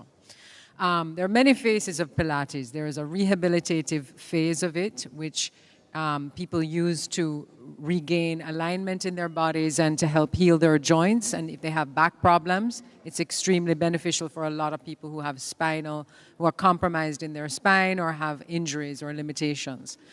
So I feel that, if you're having a back problem and you come to Jamaica and you have been lifting suitcases or you're just under pressure and you need to relax, I think it can benefit people who are on vacation. I mean, I don't travel anywhere without my ring in my suitcase.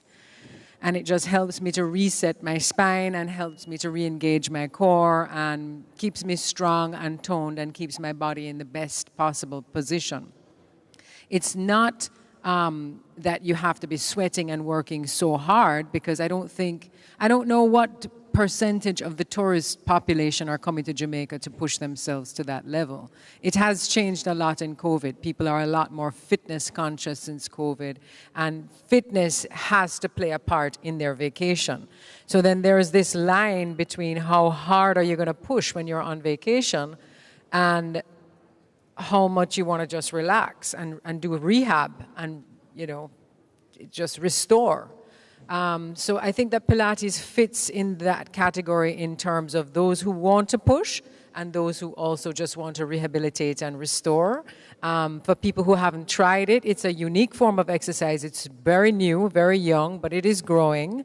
And so I think it can help to expand people's awareness about the different modalities that they can use to, benefit their bodies and their health and their fitness regimes.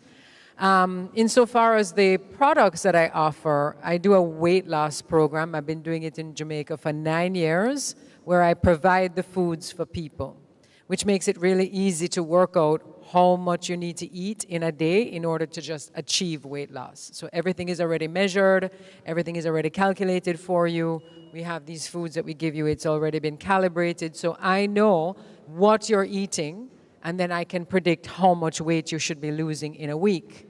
And then along with that, I pair coaching. So you have accountability for your results, which makes a big, huge difference. You're interacting with a real human being. It's not an app. There's no data entry. You don't have to be reporting every single day. This is how much cups of rice I had. This is how much vegetables. This is how much meat. It's just easy, and it's for people who don't have a lot of time. So I'm not sure, again, what percentage of the tourism population would be coming to Jamaica to look for something as regimented as that. But definitely, I think it can add to someone's experience when they go back home. So maybe they have indulged on vacation and they're looking for a reset. These products are also available in the United States and Canada under my brand. So that can be a value added for a tourism coming to Jamaica. And I love the fact that you mentioned that, you do not necessarily know what percentage of tourists come to Jamaica for that type of experience. But an interesting thing to note is that globally, there is a demand for, the fitness holidays and the yoga retreats and the Pilates retreats. And hopefully our audience will participate in that discussion that we'll have later to see how it is that we can, better position Jamaica for that. And yeah, we'll get into it for sure. So let's head on over to Stokely. Everybody's hearing me? You're hearing me clearly? Good afternoon. My name is Stokely Rose. I'm the owner of Train Fit Club. Everything. So my name is Stokely Rose again. I'm the owner of Train Fit Club. We have been around since 2009. There's so many different things I could talk about today about fitness and wellness. But one of the things I want to focus on, I'm very encouraged to see all the young persons here listening to this presentation and the inclusion of fitness as part of the tourism product. I've long advocated for young persons to be enlightened, be trained, and be exposed to wellness as a very profitable source of income. The fact of the matter is, we have traditional jobs and occupation that we are driven to go into, and we do not see fitness as a viable occupation. But I'm here to tell you that This is a boy from St. Mary, Comfort Valley, barefoot, and I have grown and I've evolved and I'm living off of fitness. Selena is here. I worked for her. I worked with her for many years. And she knows what I do. And all around Kingston, people are aware of the things that I do. Specifically for the young persons, I believe that the schools, the Jamaica Move program, obviously, that I was a part of in 2016 when Dr. Tufton started it, is a very good program. However, I would want to see a more focused drive to enlighten persons in schools about this fitness product. And as it relates to tourism especially. And I'll give you one example. I'm from St. Mary, and I'm so connected to my parish. And just a simple walking, I have turned these communities into where persons from all over the world come to participate in hike activities that I've hosted and fitness activities in rural Jamaica that person otherwise wouldn't have even understood that is possible. So no matter where you are, a lot of you guys are on TikTok every day, Instagram, and I know it's a thing, but people are looking for tangible results. You can't fake that you are somewhere on TikTok or Instagram and hope that persons are going to come and see you and spend money with you when you don't understand what the product is or the service that you are putting out there is. It's just false advertisement, right? I guess we're going to get into more of the tourism product, but I hand it over to my, yes. Good morning, everyone. All right, yes, my name is Janique Miller, and I am the Regional Physical Activity Specialist with the Ministry of Health Western Region. And my responsibility is to get the entire Western region in participation with the private sector to get moving, right? Hanover, St. James, Westmoreland, etc., Trelawney. And we do so by focusing on 3 specific areas: our schools, our communities, and our workplaces. But I was called today to speak a little bit about the opportunities that we might be missing here in Jamaica as Jamaicans as far as exporting our Jamaican products overseas. What are we overlooking? And one of the things that I think we have started with, but maybe we're not really exploiting as much, is maybe with the nutrition supplements and the herbs and spices that we can make here in Jamaica from our own grown, because there's demand for real food, natural food, and I believe that we have one of the best soils to bring the good food to the rest of the world. So that was the main thing that I wanted to talk about first, is the fact that perhaps we could explore or encourage more of our Jamaican citizens to look at the nutritional supplements, providing nutritional supplements to the wider world from our soil, our good soil here. But in addition to that, I'm supposed to do a presentation. Do we want to talk first and then do the presentation, the fitness presentation?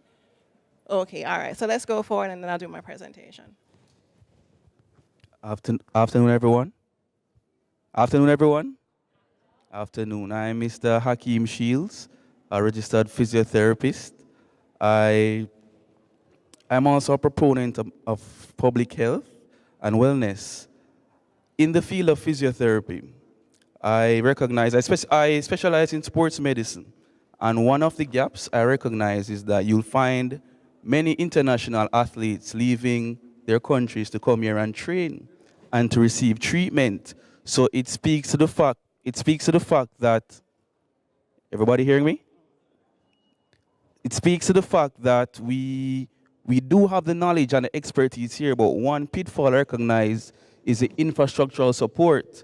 We recognize that some of our sports facilities, they would have need a little revamp. You know, technology carries us a far way. you know, and to know that Jamaica being a third world country and persons are leaving developing countries to come to a third world country to get the necessary training, because as we know, Jamaica is the sprint hub of the world. We have the Usain Bolts, the Shelley and Frasers. So athletes are recognizing that there's something about how we train, how we put our athletes and individuals through certain regimes. I think this is a platform now for us to advocate to agencies, donors, seek to secure funding to help boost our sports industry, because there is a market in Jamaica when it comes on to not just health and wellness, but of course sports. And I can speak to this as a physiotherapist specializing in sports medicine. I also have a presentation to do after, which will go a little further, but that's my simple take for now. All right, thank you. Now, in the interest of time, we're going to jump right into our discussion. And I love the fact that in each of the overviews, each of our panelists really touched on some of the strengths that we have to really maximize on. And of course, because of our geographical location, one of the strengths that we definitely can maximize on is the fact that we have the perfect climate to encourage people to always be outdoors. And especially coming out of a phenomenon like COVID-19, one, we had a lot of persons that were contained in one space. And two, coming out of that phenomenon, we do see a demand where persons are wanting that hybrid experience. So I'd love for our panelists to, discuss a little bit about how, things like, our climate, that contrast in topography. So for persons that do need that high intense fitness regimen, they can go to the mountains and they could do like that bike hike.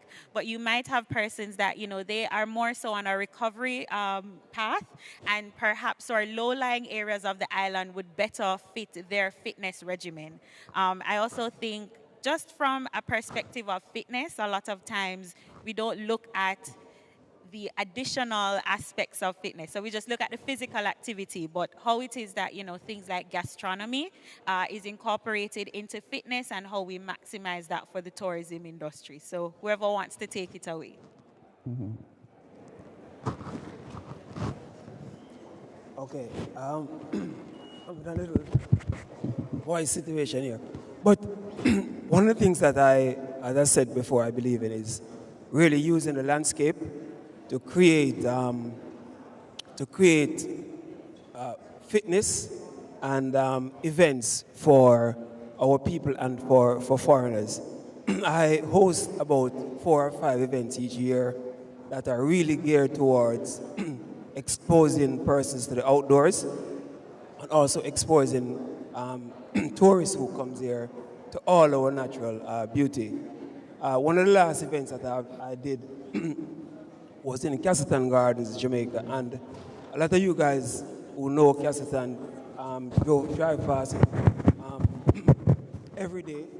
It might seem as just a garden that has no heritage or no history, but I've cut a trail with my own money in the gardens that everybody can go and enjoy.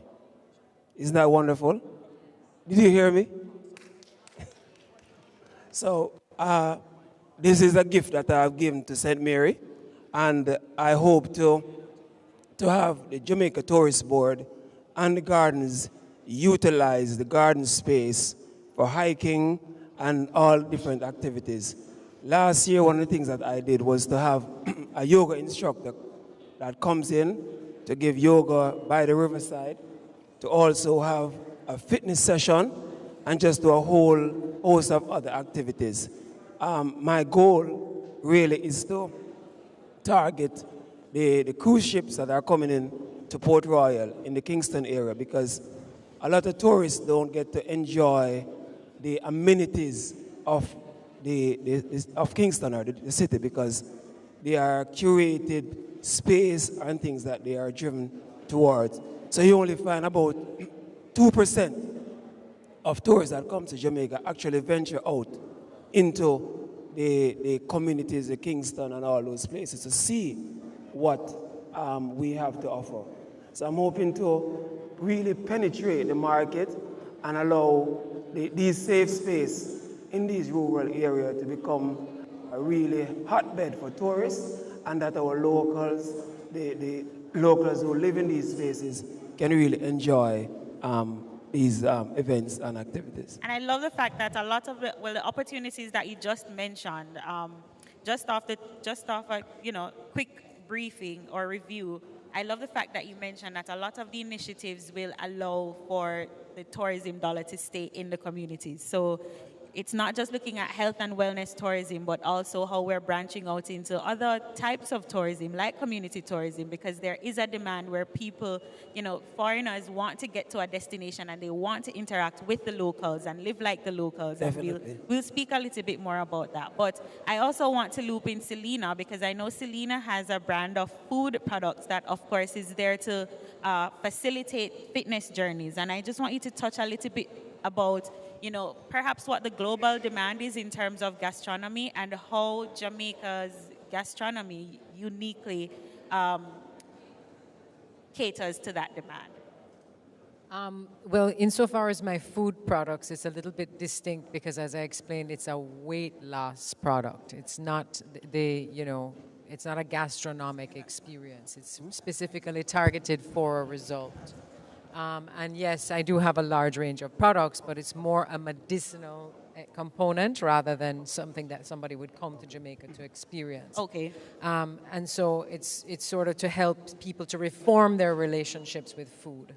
Now, insofar as the Pilates, which is the physical fitness aspect of what I offer, I feel that what can be beneficial for a tourist is someone who has not ever tried it before, someone who does suffer from some kinds of aches, pains, back problems that can be corrected through Pilates. There's a lot. So there's a rehabilitative aspect of it. And just a light form of fitness, getting strong, getting toned, keeping up your regime while you're on vacation instead of doing absolutely nothing. Where I feel that Jamaica has a lot to offer in terms of people's food and nutrition when they're here, something that I think has been untapped is the juices.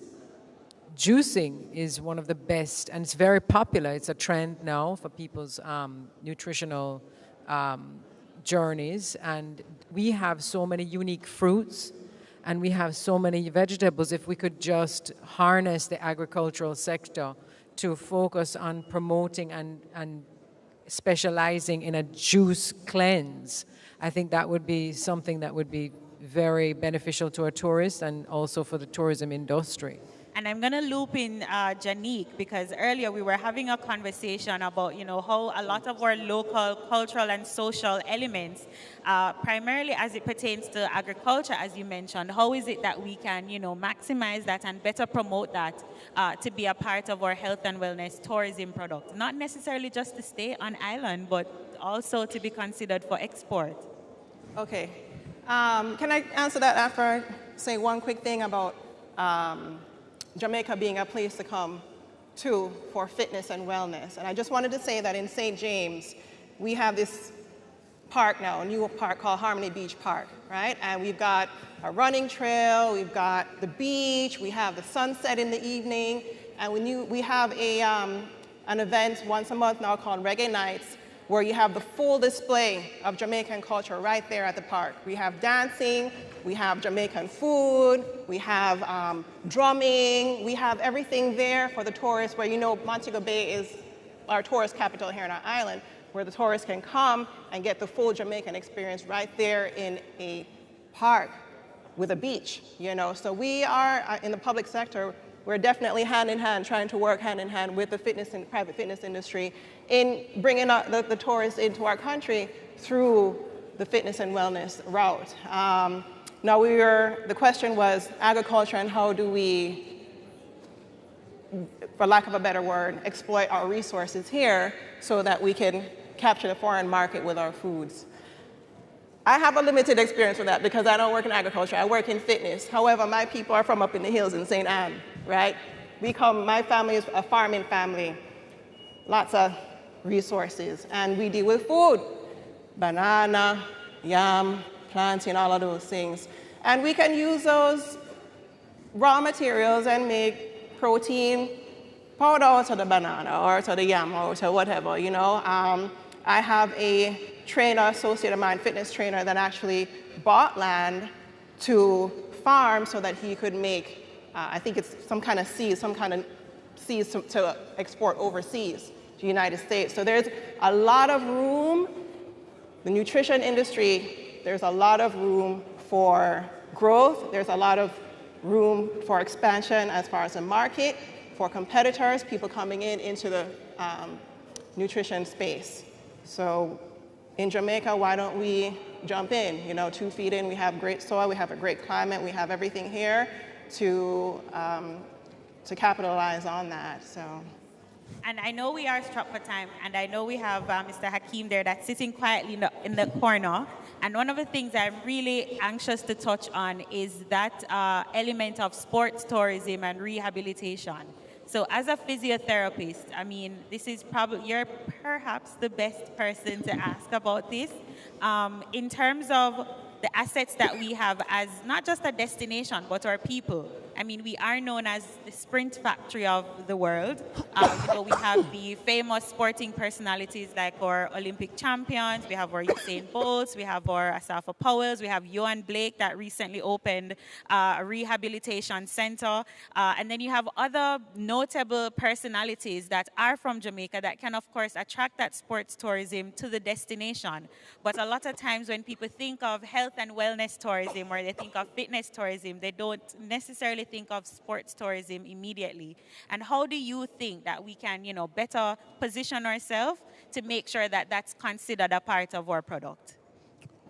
All right. So when it comes on to health and fitness, you are right. Persons don't automatically think about sport tourism. But if you should look, most persons that are involved in some kind of fitness program or physical activities linked to a sport one way or the other.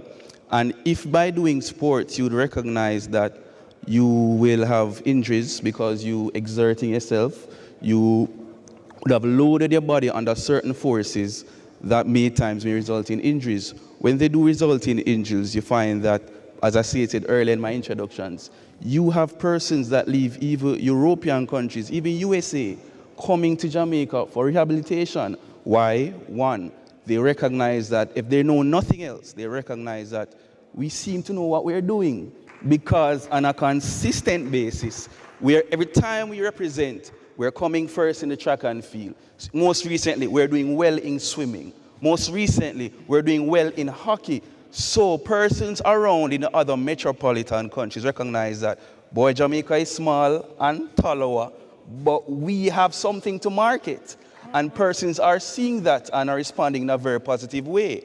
I mean, if you look at it right now, it is at a place now where Jamaica is trying to be involved in every sport, as you name it. You have associations that are being built that are seeking funding. Why?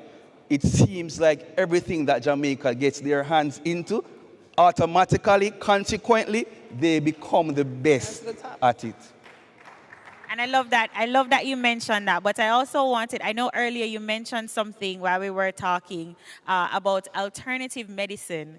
How is it that, you know, considering a few of the topics or points that we touched on, how is it that, you know, we can, again, better manage that to make sure that we're attracting persons to come here? Because sometimes, you know, we just need that one moment to attract the tourists to come here and showcase all that there is to offer. So somebody might come here for rehabilitation and, you know, what your recommendations may be are unorthodox, and they may need to do a Pilates session with Selena, or they may just need to do, you know, a very specifically curated nature walk with Stokely, or they may need to do something that incorporates a little bit more of our cultural and social elements through public entities like Jamaica Moves. So talk a little bit about some of the alternative options that we don't necessarily consider when we're thinking about rehabilitation.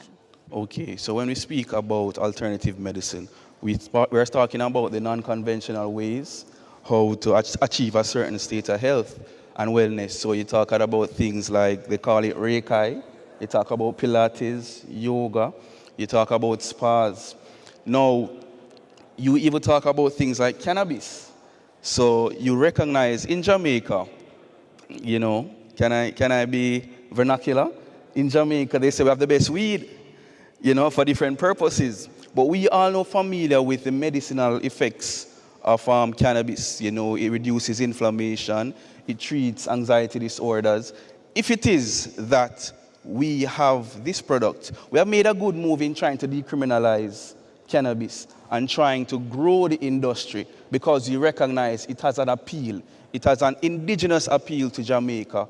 So tourists and other persons from other countries are looking down and say, well, cannabis or weed is not necessarily a taboo in Jamaica anymore. It's a conversation that has been had to say that, listen, there are medicinal properties related to this thing, and they're outside of cannabis. Persons are trying to be more proactive when it comes on to health and wellness. Rehabilitation is really reactive. Going to the doctor after you've been sick is really reactive. Right now, persons have seen the significance where your pre-morbid state before illness is of great importance. Why? COVID-19 proved that. You realize who suffered the most of COVID-19 were those that had a poor pre-morbid state. And when I say pre-morbid, I mean the state of your health before you become ill. So with that, people recognize that, whoa, I can't only wait until I get sick now to try to be healthy. I take a more proactive approach. So I have to eat well, I have to engage more in physical activity, I have to make time for sleep, time for relaxation. Those things are alternative types of medicine. This is not, food is the best medicine, sunshine is the best medicine. And we have it here, water, leisure is the best medicine. So therefore, we do have a market on the global scope to appeal to tourists worldwide. Because, as I said, COVID-19 showed that we have to be more proactive when it comes on to health. It's no longer, okay, I'm sick, let's go to doctor. What can I do now to prevent that doctor visit? And I know Janique is burning to add her piece, so. Yes, I just wanted to say that even though I was born here in Jamaica, I left when I was 12 to live in the United States. I lived there for over 20 years. And I came back home specifically because of our climate, our food, our water. I had a little medical issue, and within a year of living here, that issue went away just because I was drinking our water, eating our food, out there in the sunshine, exercising right here in Jamaica. So this health and wellness tourism is a big deal. You know, we have, like you said, we have areas that we're not really capitalizing on so much, and maybe our role here in the public and private sector, in the fitness world, is to spread awareness of the different areas that we really can make money in, that we're not tapping, you know, into. And I mean, I wouldn't imagine that the time would have run out so quickly, but I guess that's testament to the fact that this needs to be a recurring event. In the few minutes that we have left, I just want you each to, you know, share what you believe, you know, what should be the next steps as it pertains to your area of expertise in, you know, encouraging more arrivals, tourist arrivals, and of course enhancing the health and wellness tourism industry, but from an area of fitness, from a perspective of fitness. Selena?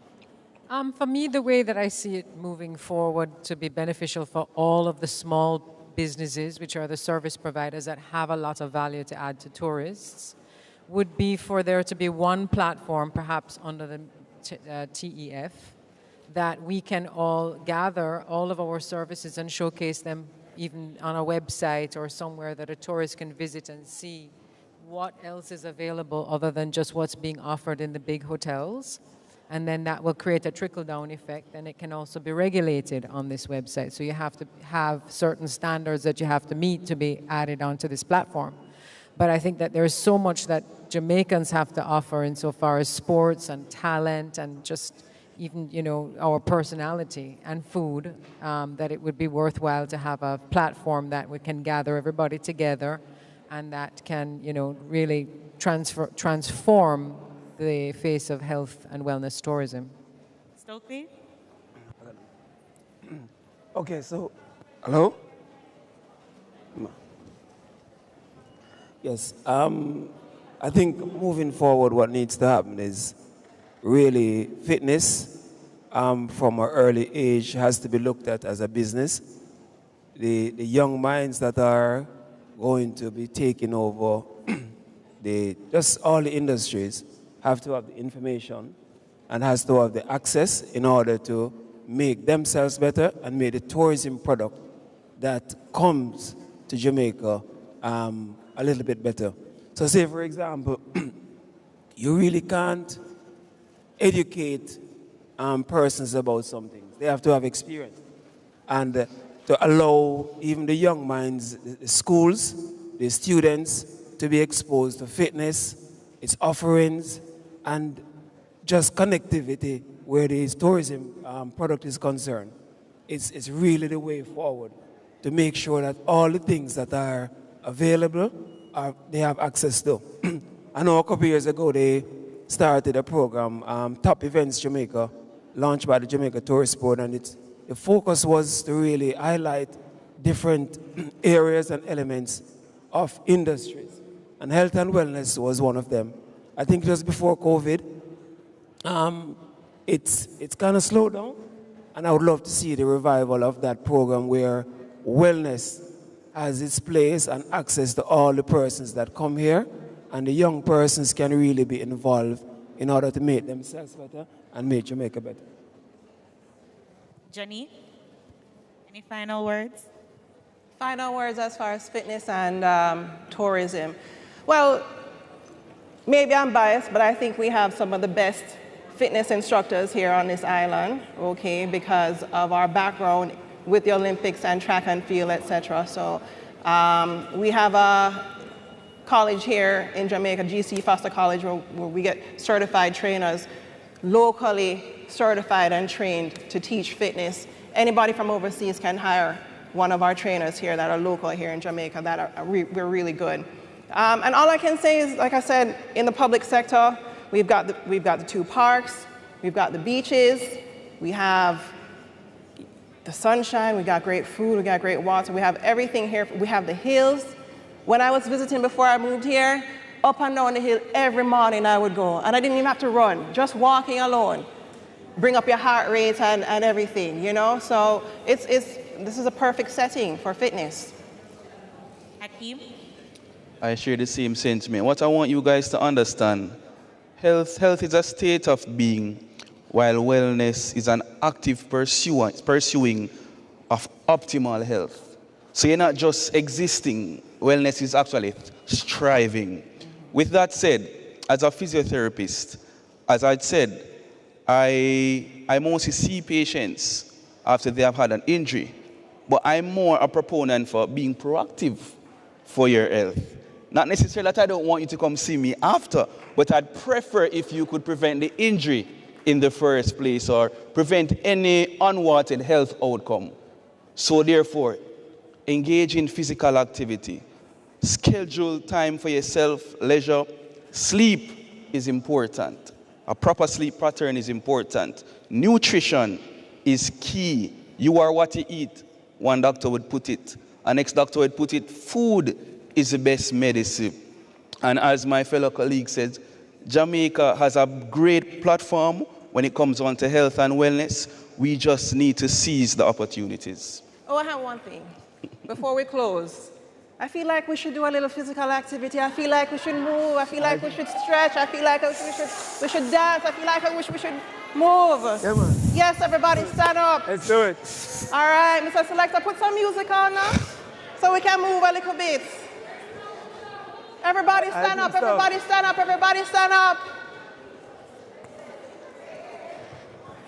Give us a little music. Come on, anything.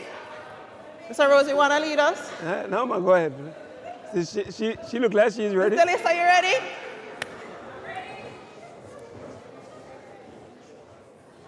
You giving us a 5? Couple seconds. All right, while we're waiting, I want to give a trivia question to one of the children, one of the students here. Okay, can somebody tell me what's an NCD? NCD. Was that from a student? But that's a good answer. Okay. Non-communicable disease. Who was the first one to get the answer? All right, you get a jump rope. I have a free jump rope for you. And so while we're queuing up the music, just want to encourage. Is that the song? Is that our song? Anybody know the song? This is the Jamaica Move song. Anybody know the dance? 2, everybody, let's go. We're gonna take it to the side. Ready for the dance? Love your body, treat your body right. Side, side, side. Come on, move it. You guys are sitting still. Ready? Take it up. Love your body, treat your body right. Love your body, treat your body right. Come on, let's go. Love your body, treat your body right. Love your body, treat your body right. Come on. Love your body, treat your body. Up, across. Come on, this is easy. Let's go. Love your body, treat your body right. To the side, to the side. Come on, this is easy. Yes, Miss Mullins, come in. All right, take it down. Up, down, up, down. Yes, freestyle in the front, I love it. Ready for the dance? Ready? Love your body, treat your body right. Yes, I see you. Love your body, treat your body right. Love your body, treat your body right. Come on, get moving. Let's go. Love your body, treat your body right. Just eat right. Love your body, treat your body right. Love your body, treat your body right. All right, back again. Make me hear you say I love me. 1, 2. 1, 2. 1, 2. I love me. Keep it here. Keep it here. Get ready for the dance. Move like you have feeling, man, in the middle. Come on. Ready? Love your body, treat your body right. Up. Treat your body right. There you go. Love your body, treat Your body right. Love your body. treat your body right. And get moving. Let's go. Up, across. Come on. Yeah, all right. Love your body, treat your body right. Hey. Whoa. Love your body. Yes, in the back. right. I love it. Woo. Good job, Jamaica. All right. You see me? You want to see me do it again? That was needed. Wow. Was that all right? It was a nice vibe, okay? All of that. Oh, it's your well, what an amazing panel, man. Like, let's hear it for them one more time. Yeah. Okay. So, very quickly, okay? This book, if you want to know more about Jamaica's beautiful beaches, our nature trails, and our national parks, this book is available to you free of cost. We're going to put the QR code on the screen, and you can just hold your phone up and you'll have it free online. All right? The chairman of the Health and Wellness Network, Mr. Kyle Mazie, launched it yesterday afternoon, and it's free to you. It's a great place. When you know about the places in this book, you can take a date. You can go on a date. Nice place to take a date somewhere new in Jamaica, you know what I mean? And show off your knowledge of the place. So, all of that exercise has made me very, very hungry. All right? And there are 3 words that are very dear in my life, and those words are, I love you. The only words that I really love to hear more than those 2 words is, food is ready. So what that means is that lunch is ready. So we're going to have lunch. We're going to come back here at 2 o'clock. We have 2 great sessions. The final session, Agent Sasko is going to be here as well, and he's going to perform. So you know that you're in for a fabulous afternoon. So make sure we see you back here at 2 o'clock, and we'll continue with more on this really amazing health and wellness conference. See you back here at 2 o'clock.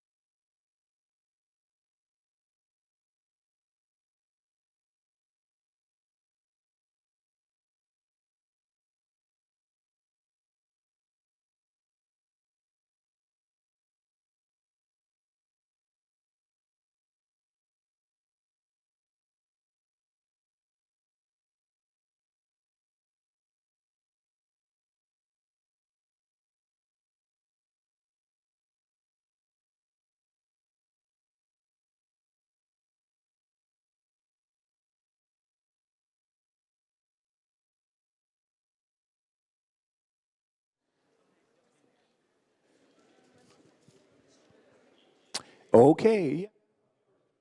I would like to welcome back our viewers online.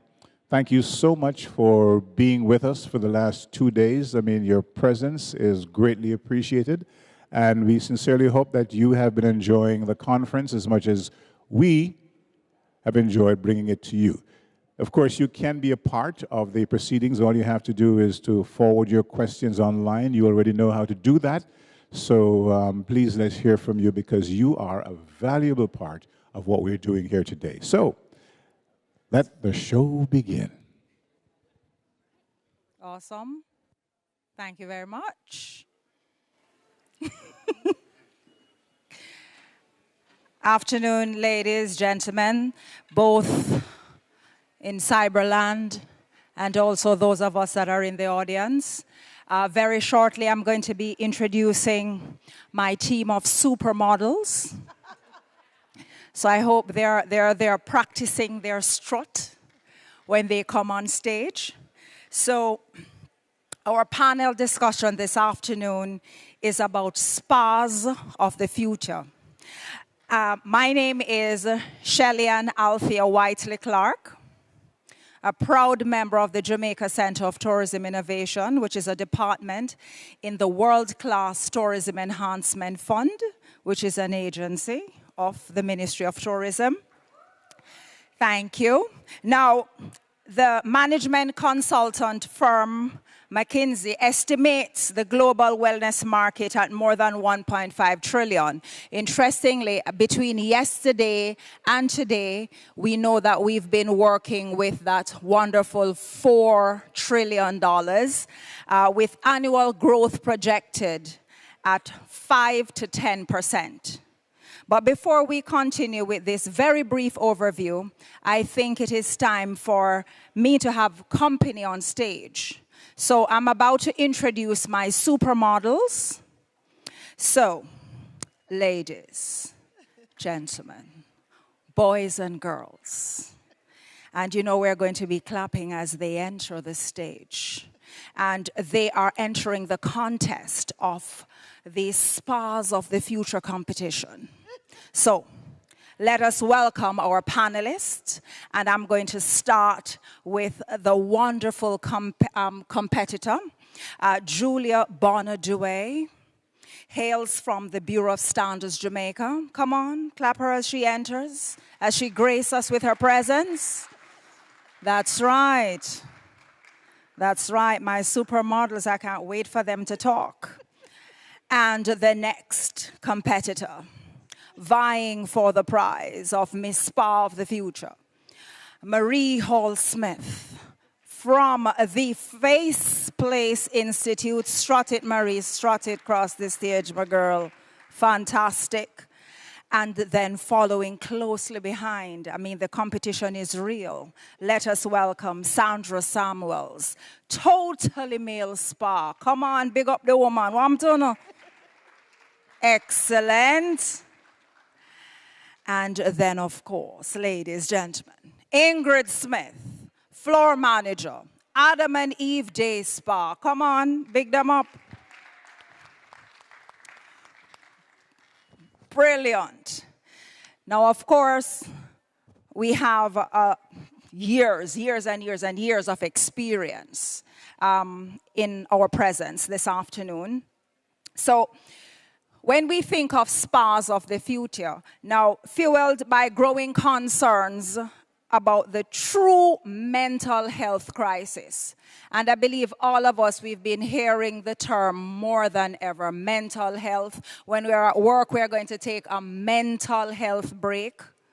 All depends on what we consider to be our mental health crisis, which is threatening to bubble over in the aftermath of the pandemic, and a newfound importance for ensuring that our bodies and our minds are fighting fit. Hospitality businesses with a spa or health and wellness offering, of course, we are set to reap the benefits. So, McKinsey has set out the key pillars that are driving the growing health and wellness market. namely better health. We're also focusing on better fitness, better nutrition, better appearance, better sleep, and of course, better mindfulness. So let me briefly introduce my panelists. So Ingrid Smith, she's the floor manager at Adam and Eve Spa. She has over 17 years of experience in the spa industry. She's certified in all areas of general beauty therapy and has a diploma from the Excelsior Community College. She has a myriad of experiences working throughout several spas. And of course, she now oversees the daily operation of the spa and has a complement of over 40 team members. Then Madame Sandra Samuels. Sandra is a beauty therapist, which is quite obvious, right? And most importantly, she's an entrepreneur. She's the CEO of the 28-year-old Totally Male Limited. And she's proud to say the only business in the Caribbean that caters to the aesthetic and growing needs of men only, catered by women only. Sandra is a JP, past president of the Rotary Club of St. Andrew North. She's also a member of the management committee of the Hart College of Beauty Services. Let us welcome Sandra. And then, of course, Marie Hall Smith, which I'm proud to say that at one point she was my student. She was a student with the Jamaica Center of Tourism Innovation. The Face Place Institute. So Marie Hall Smith, having worked under the tutelage of her legendary mother since 1997, took over the reins of the Face Place Institute of Aesthetics in Kingston, Jamaica, and also both the Salon and Spa and the Training Institute in 2006. Now, Marie, trust me, Marie resume turn up. Marie continues to be a major contributor to national development through training-related activities of the beauty industry, sitting on various lead groups of the NCT VET to develop national and regional training standards for the industry. And Madame Julia Bonner-Dewey, Director of the Standards Division at the Bureau of Standards Jamaica. She holds a first degree, double major, you can't ramp with this woman, in physics and chemistry, and a master's in business administration, a project management professional. She is also a quality systems auditor and a trainer of trainer, a coach with an interest in the growth of the MSME sector in Jamaica. And very importantly, in 2022, she was elected chair of the International Organization for Standardization Committee for over 120 developing countries worldwide. So indeed, it is my pleasure to be amongst royalty on this stage.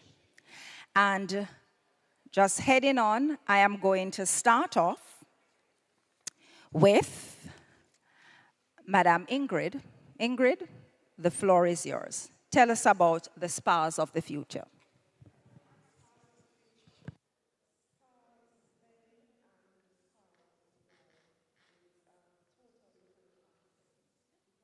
More persons are into health and wellness now more than back then. And back then persons used to say, oh, spas is for quote unquote, you would say, money people. But now everybody right across the board is getting into spas and spa treatments. The more basic thing that would happen back then in the spas was just come in and get like a regular massage or a regular facial. Now services have upgraded to the more well-being of persons who are interested in coming to the spa. We have developed over the years in-depth facial treatments, in-depth body services, overall spa services.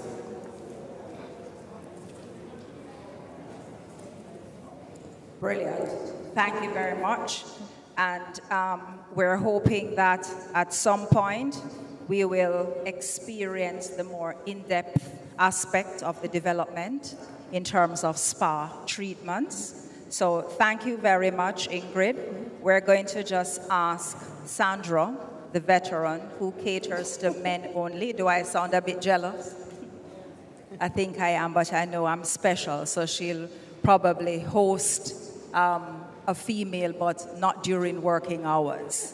So Sandra, can we have your thoughts on the spas of the future? Thank you very much. Good afternoon, everyone.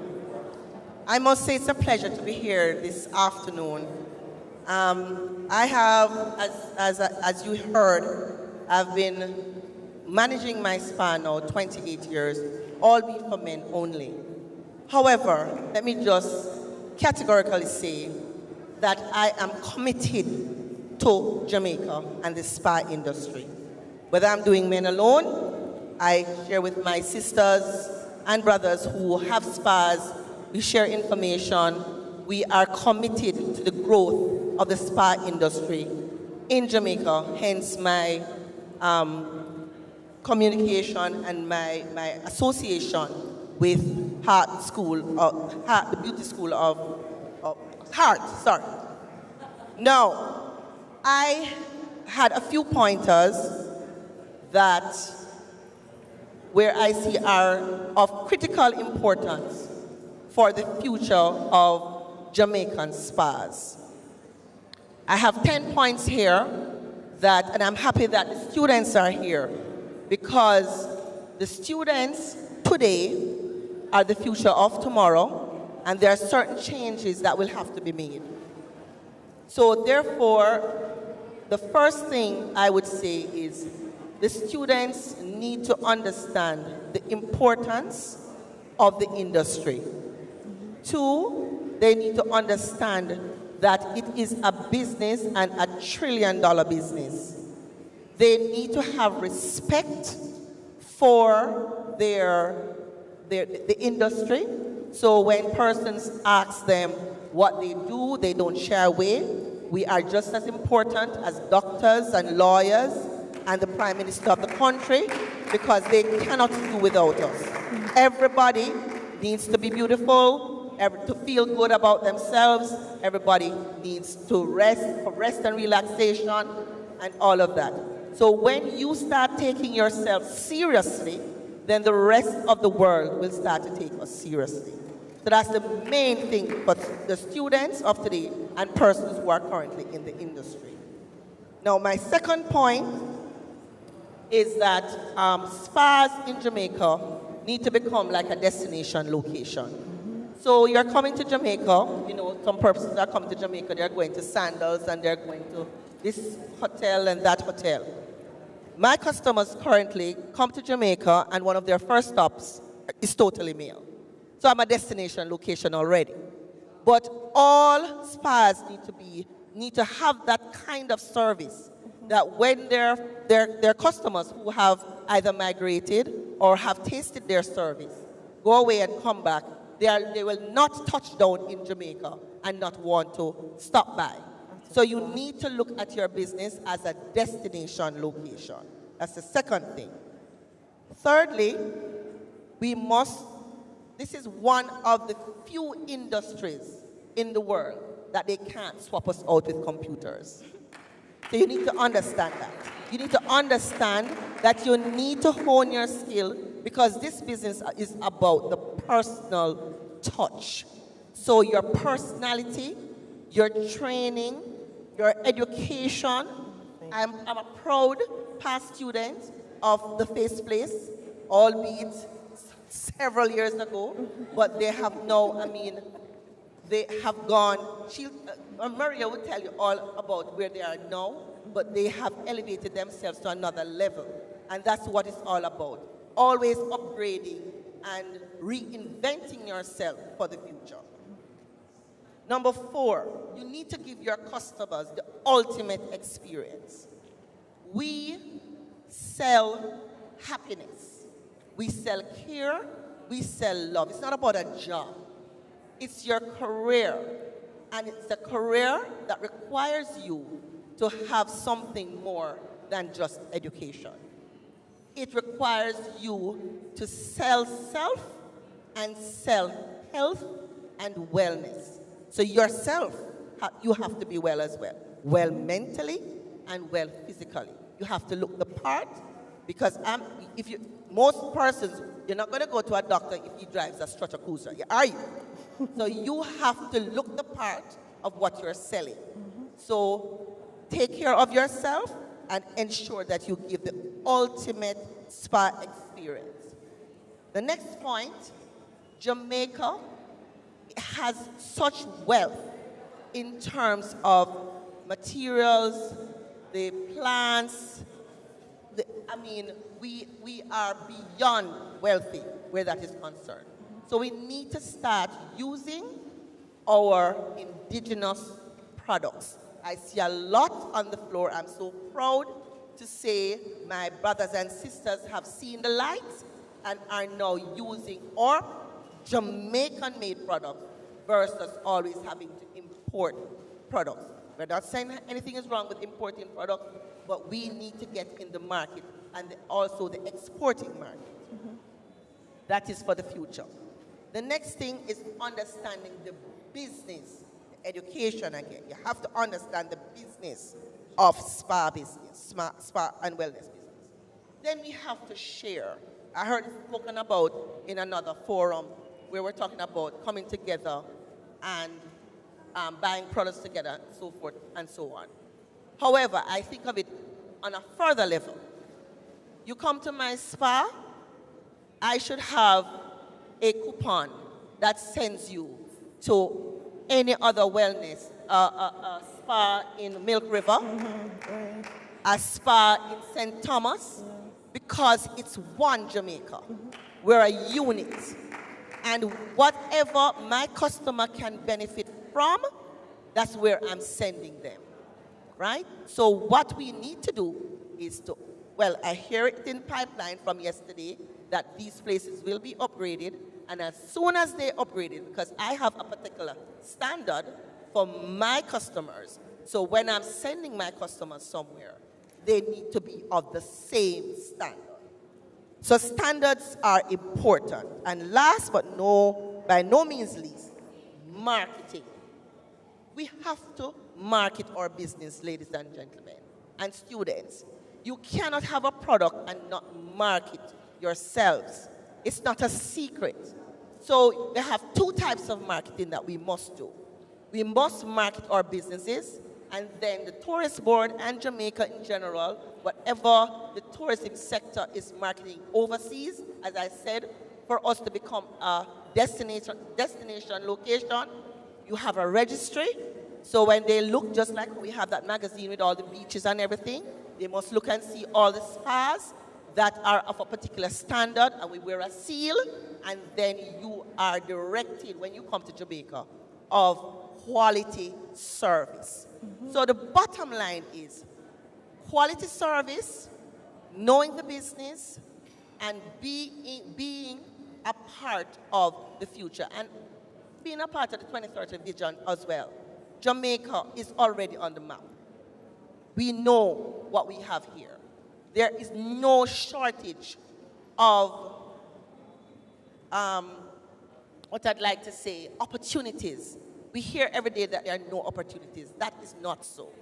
Everywhere I look in Jamaica, there are a myriad of opportunities, but persons are shy and are afraid of being the first.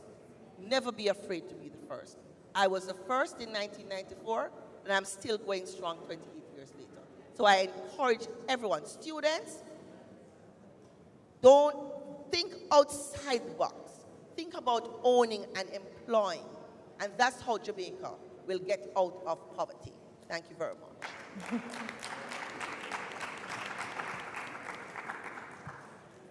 Thank you very much, Sandra. Take yourself seriously. The rest of the world will then take you seriously. I like that very much. You reminded us of the importance of consistent quality service. So it's not just offering quality service. The service that we offer must be consistent. The importance of utilizing our local products, as well as really important networking. We cannot be selfish. We have to make recommendations. So it means then that we have to know about the other spa and wellness services and make such recommendations. Thank you very much. And I guess we're itching. You spoke about the importance of having our students here, and of course, the fact that I am a member of the Jamaica Center of Tourism Innovation, I have to big up the students that were here yesterday, our students that are here today from our high schools. And these students are a part, they're the future of tourism, and they are a part of the Hospitality and Tourism Management Program. And who to tell, the impressions, they are going to determine what their careers are going to be based on, I'm going to say, the veterans that are, whether we're on stage, whether we're off stage, right? And that does not, being a veteran doesn't necessarily mean that we're up in age, as my supermodels on stage, when they strutted their stuff. So thank you, Sandra. And I believe that we're looking forward to hearing from Marie, who is, we speak about the future.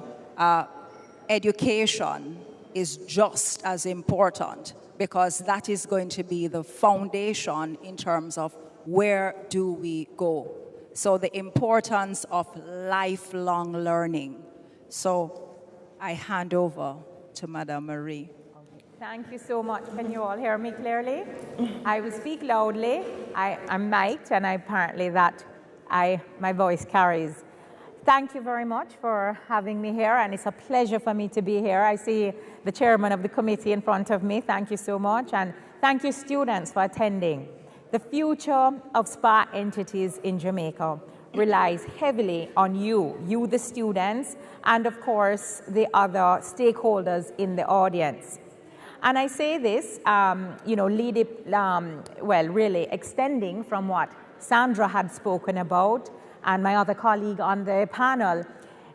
Relevancy is very, very important in the future of spa entities.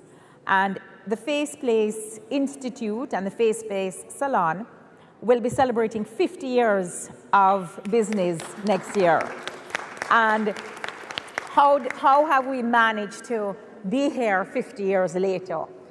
We've managed to do so by realizing the importance of continued education and continued development. And this is done in several ways. It's done blended, now more than before, because you have off-site learning through your technology and through that medium of being able to reach learners on a learning management platform. It's done on-site. It's done in-house. It's also done at different partnering in terms of what we're talking about, networking, different organizations that are involved and under the umbrella in the industry. But training is very, very important, because training is what upholds standards. And standards in the industry for the future of spa entities, it's what's going to make us continue to grow and be recognized as global players in the market, the tourism market as well.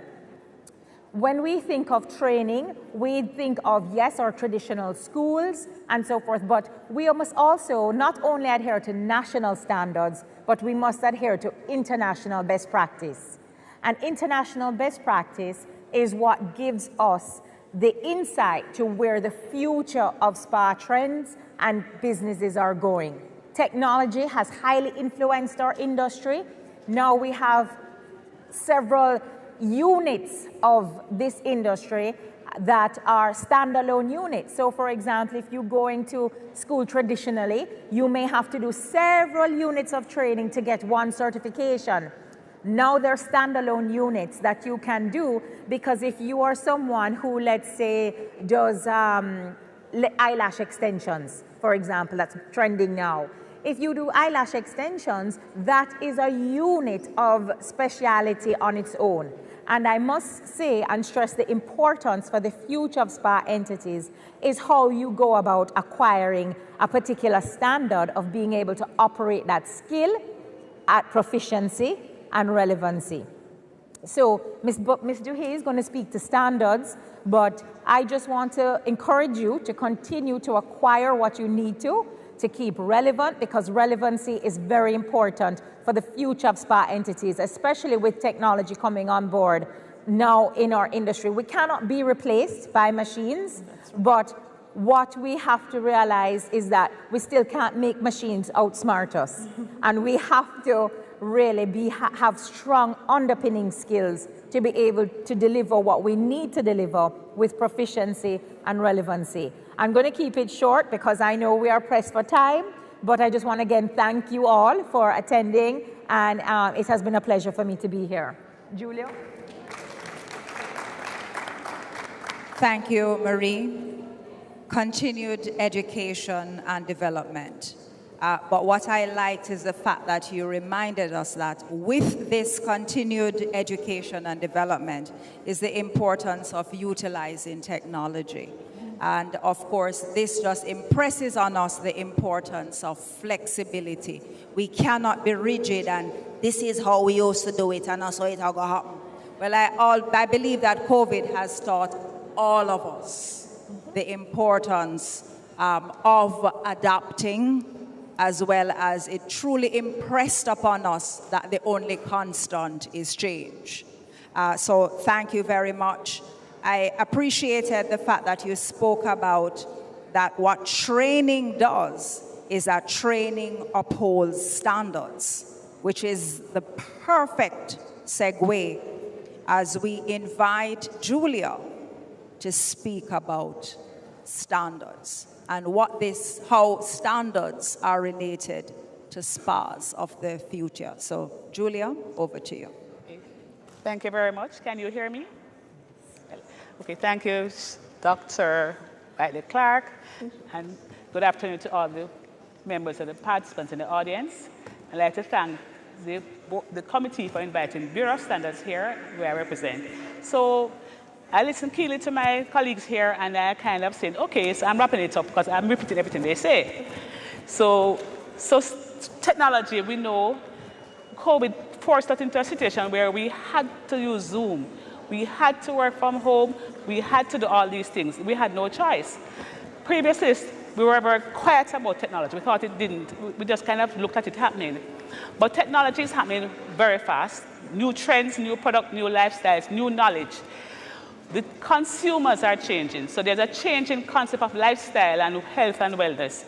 And that's a reality. So previous to COVID, I think since COVID, how many have persons who have died?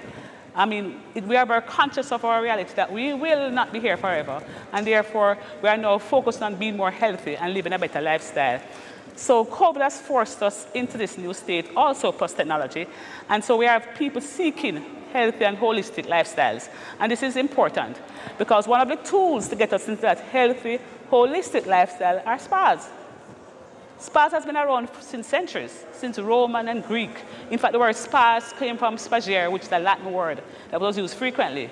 Spas evolved previously through mostly medical spas and those areas, but as Ingrid said, and so did Sandra, there are different types of spas.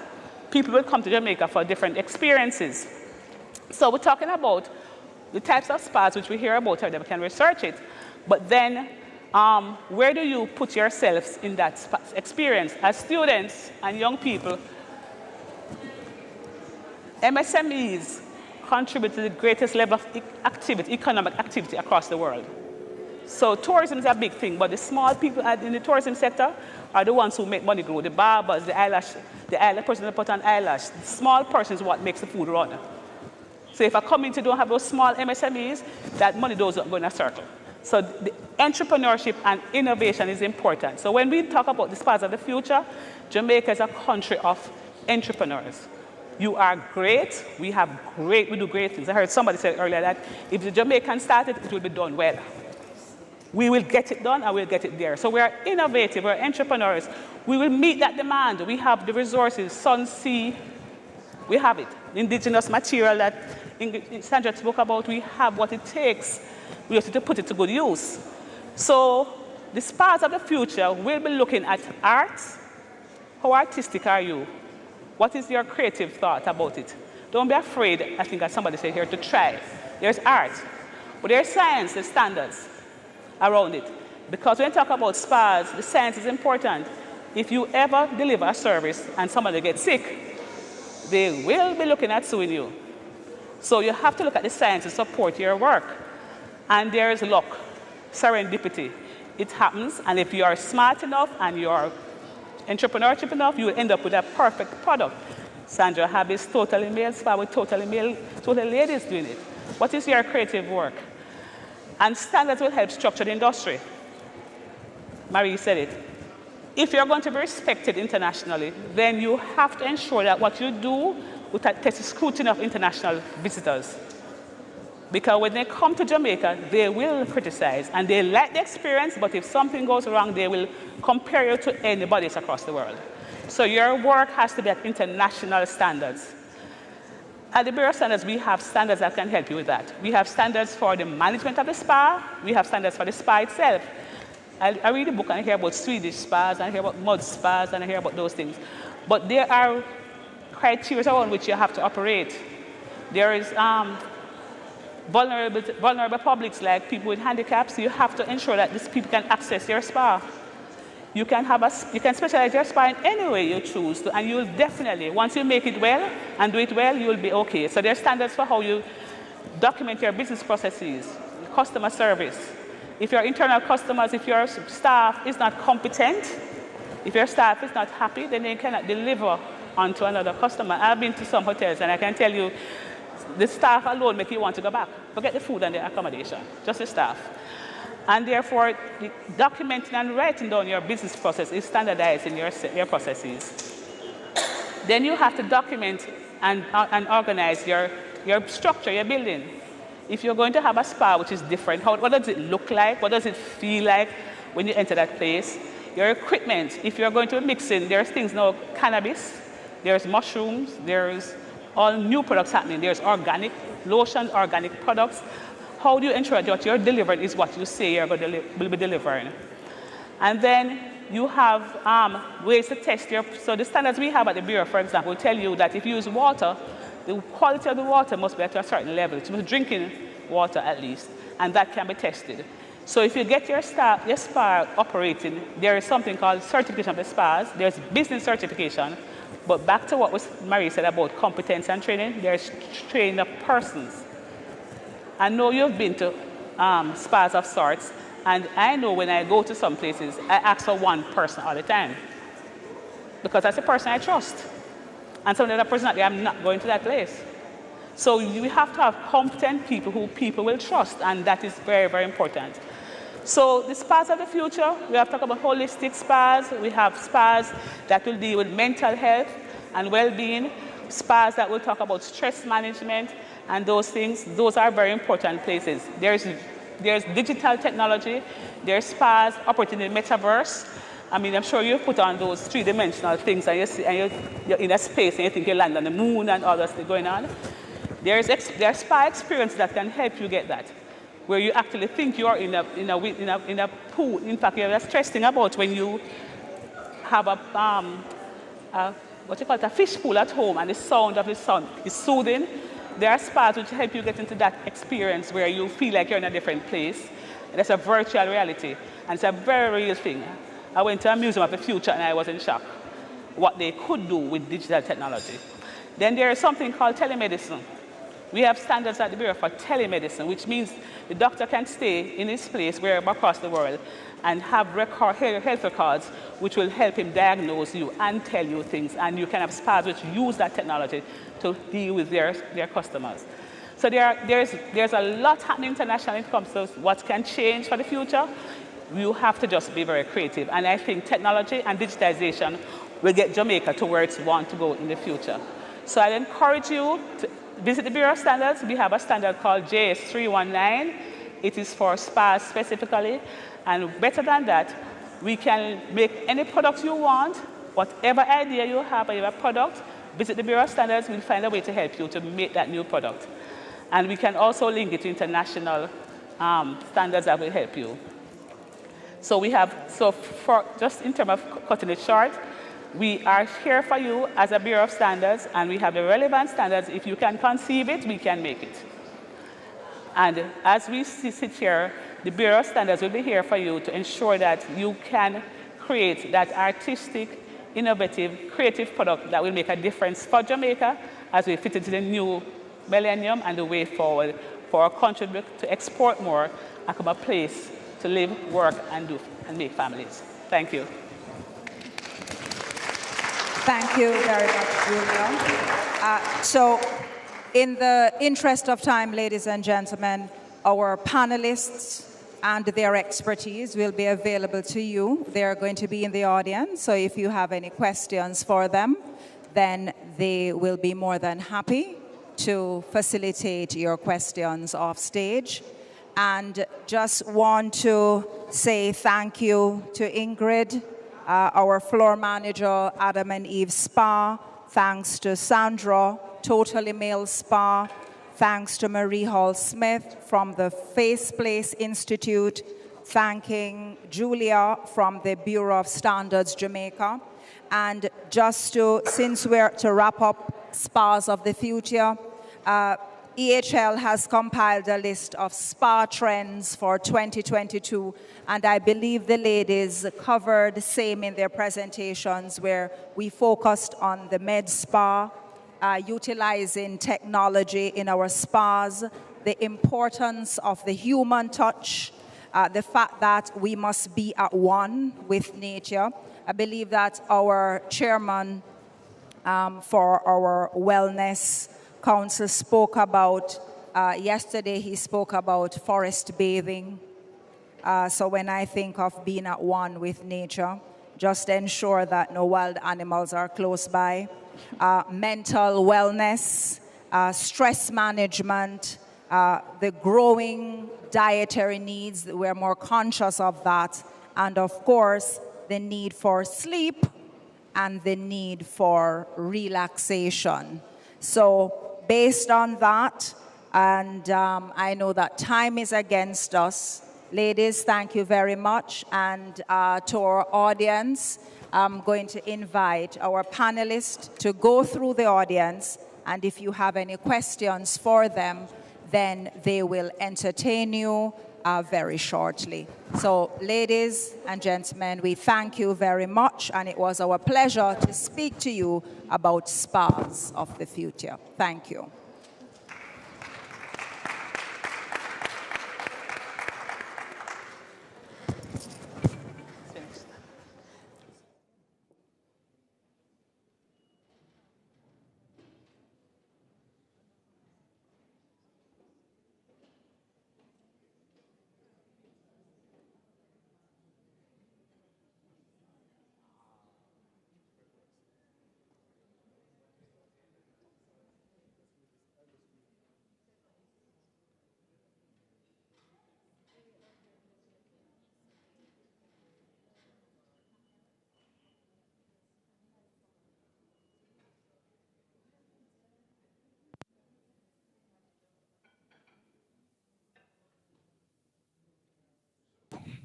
Hello there.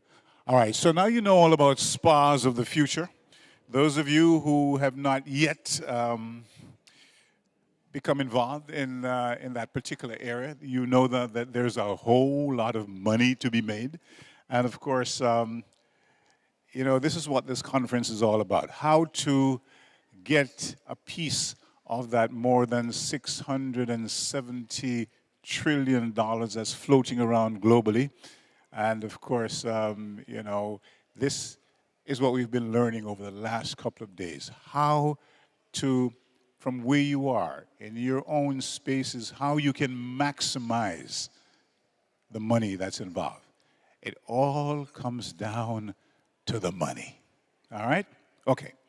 So, we just heard the penultimate panel discussion, and now we have just one more to go. Hit me with music. I think, yeah. Yeah, let me say that one more time, and I want you to all collectively respond. Hit me with... No, man, come on. I mean, let me say that one more time, and you all, I know you just ate, you had lunch, right? You're all full, but you can do better than that, right? So I'm going to say it one more time, and I'm really expecting to hear the enthusiasm coming forward. Hit me with... That's more like it. Okay. So I think Bob Marley got it right when he said one good thing about music. When it hits, you're a nice choir. When it hits, you feel no pain. So we're about to introduce our moderator for the next session, which is titled Hit Me With Music. This is a man who is the executive director of G-Track MC. Now, there's a whole lot I could tell you about him, but he really wants to get into the meat of the matter. So please help me welcome, put your hands together for Professor Lloyd Waller. Yeah. And he's going to, there you go. He's going to walk us through the next session. And then, of course, you know what's going to happen afterwards, right? Fantastic. Prof, welcome aboard. GTRMC. GTRCMC. And you'll break it down for us, so you go on. Fantastic. So here he is, the great Prof. Lloyd Waller. So I'm just going to kindly ask the moderators to take, sorry, the presenters to take their seat, please.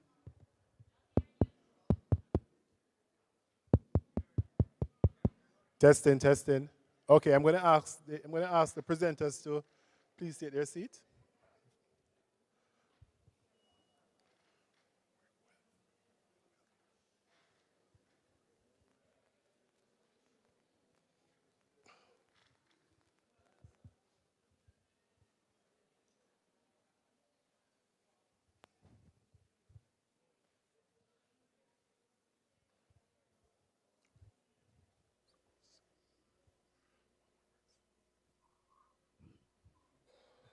So we're just waiting on one more presenter.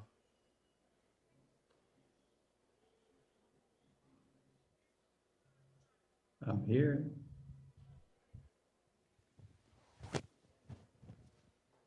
Testing, 1, 2, 1, 2. What's up, Mikey? Hey,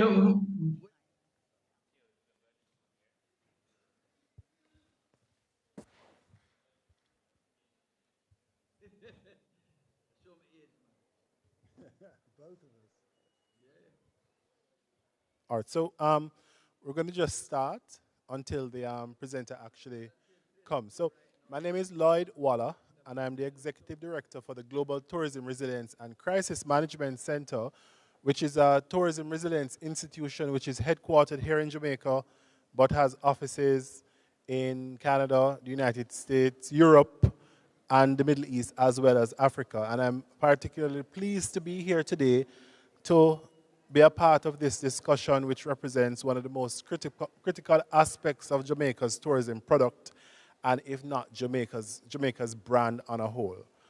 Earlier, the moderator spoke about Bob Marley, spoke about all the different elements of Jamaica, and at the end of the day, what Jamaica boils down to for many persons, it's music and food and people and energy.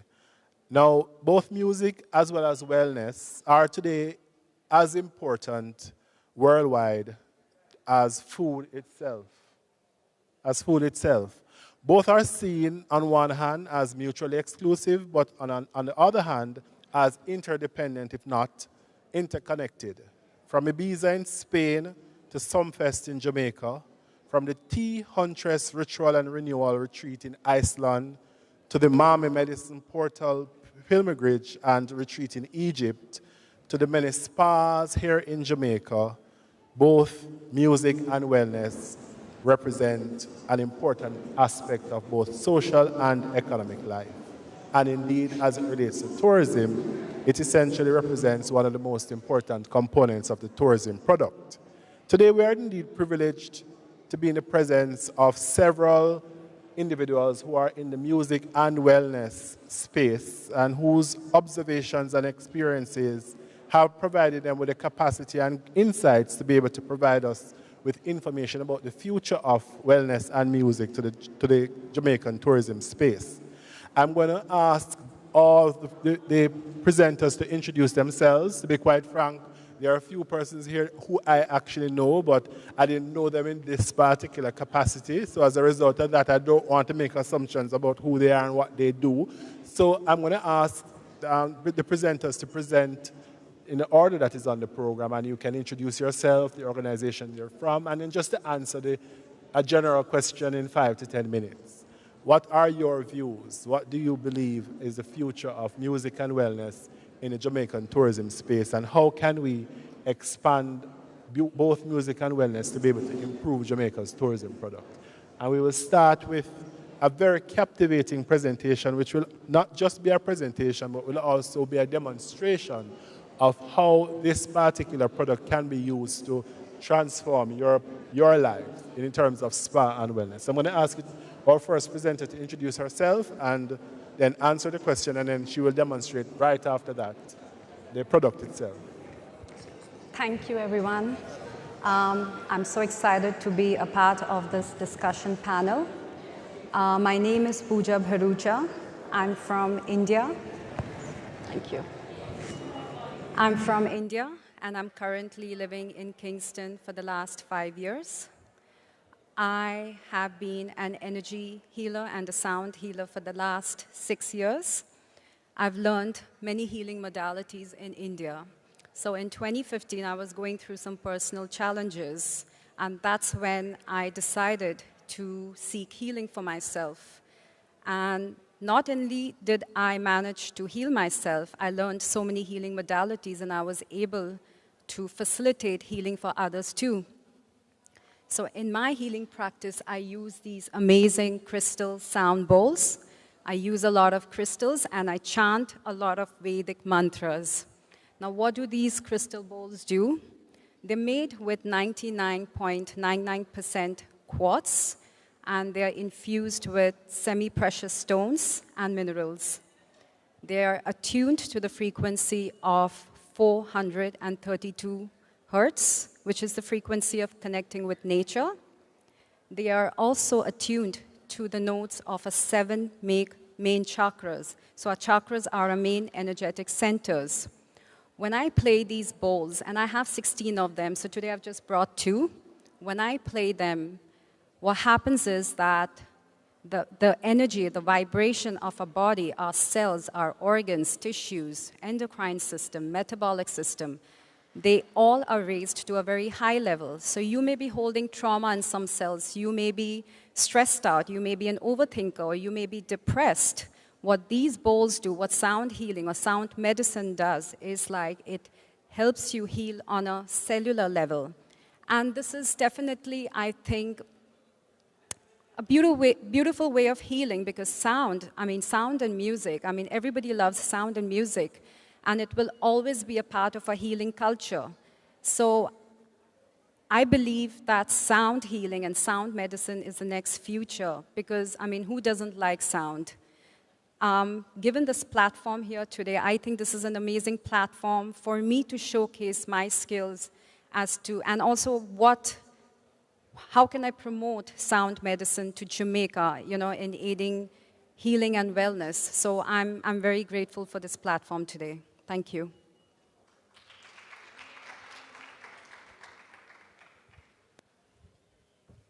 And now we'll be treated for the next 3 minutes with a demonstration of this fascinating technology.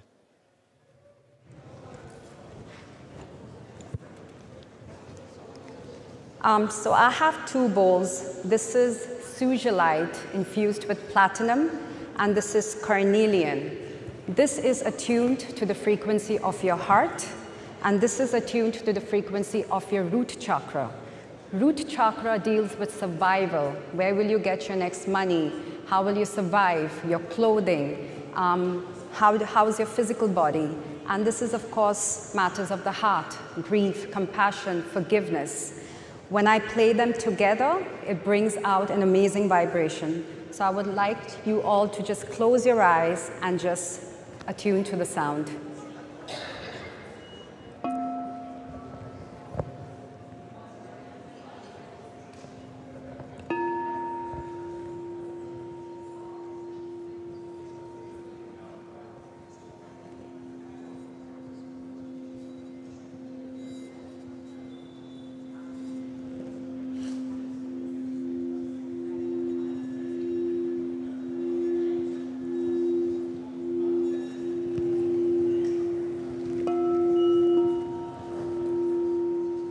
So when I want to manifest something, or in my clients, I would play the bowls in a clockwise direction. And when I want my clients to release something, let go of something, I would play the bowls in an anti-clockwise direction.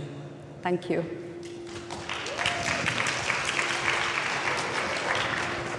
Thank you very much. I was listening to the music and the sounds and the frequency, and I almost fell asleep. And I'm here to tell you what she's saying is really true. I mean, I personally can't fall asleep in the nights without music. You know, that's just me. Thank you very much, and I'm sure afterwards you'll be hearing a lot of persons coming to you, speaking to you about the technology, and possibly how you yourselves, specifically with regard to the children, the young persons here, how they can get involved in terms of looking at music and frequency and energy, and how it can be a healing factor in terms of health and spa. So we have two presenters online, but we're just going to do the persons who are here first, and then we're going to move online thereafter. And we just spoke about wellness, and we're now going to jump into music. And our next presenter, everyone knows Agent Sasko. Our next presenter will essentially be answering the same question. What, in your view, your experience, your observation, is the value of music to the Jamaican tourism product and brand Jamaica? How do you see music transforming Jamaica and Jamaican tourism product itself? Good afternoon, everyone. My name is Jeffrey Campbell, also known as Agent Sasko, also known as, formerly known as Assassin.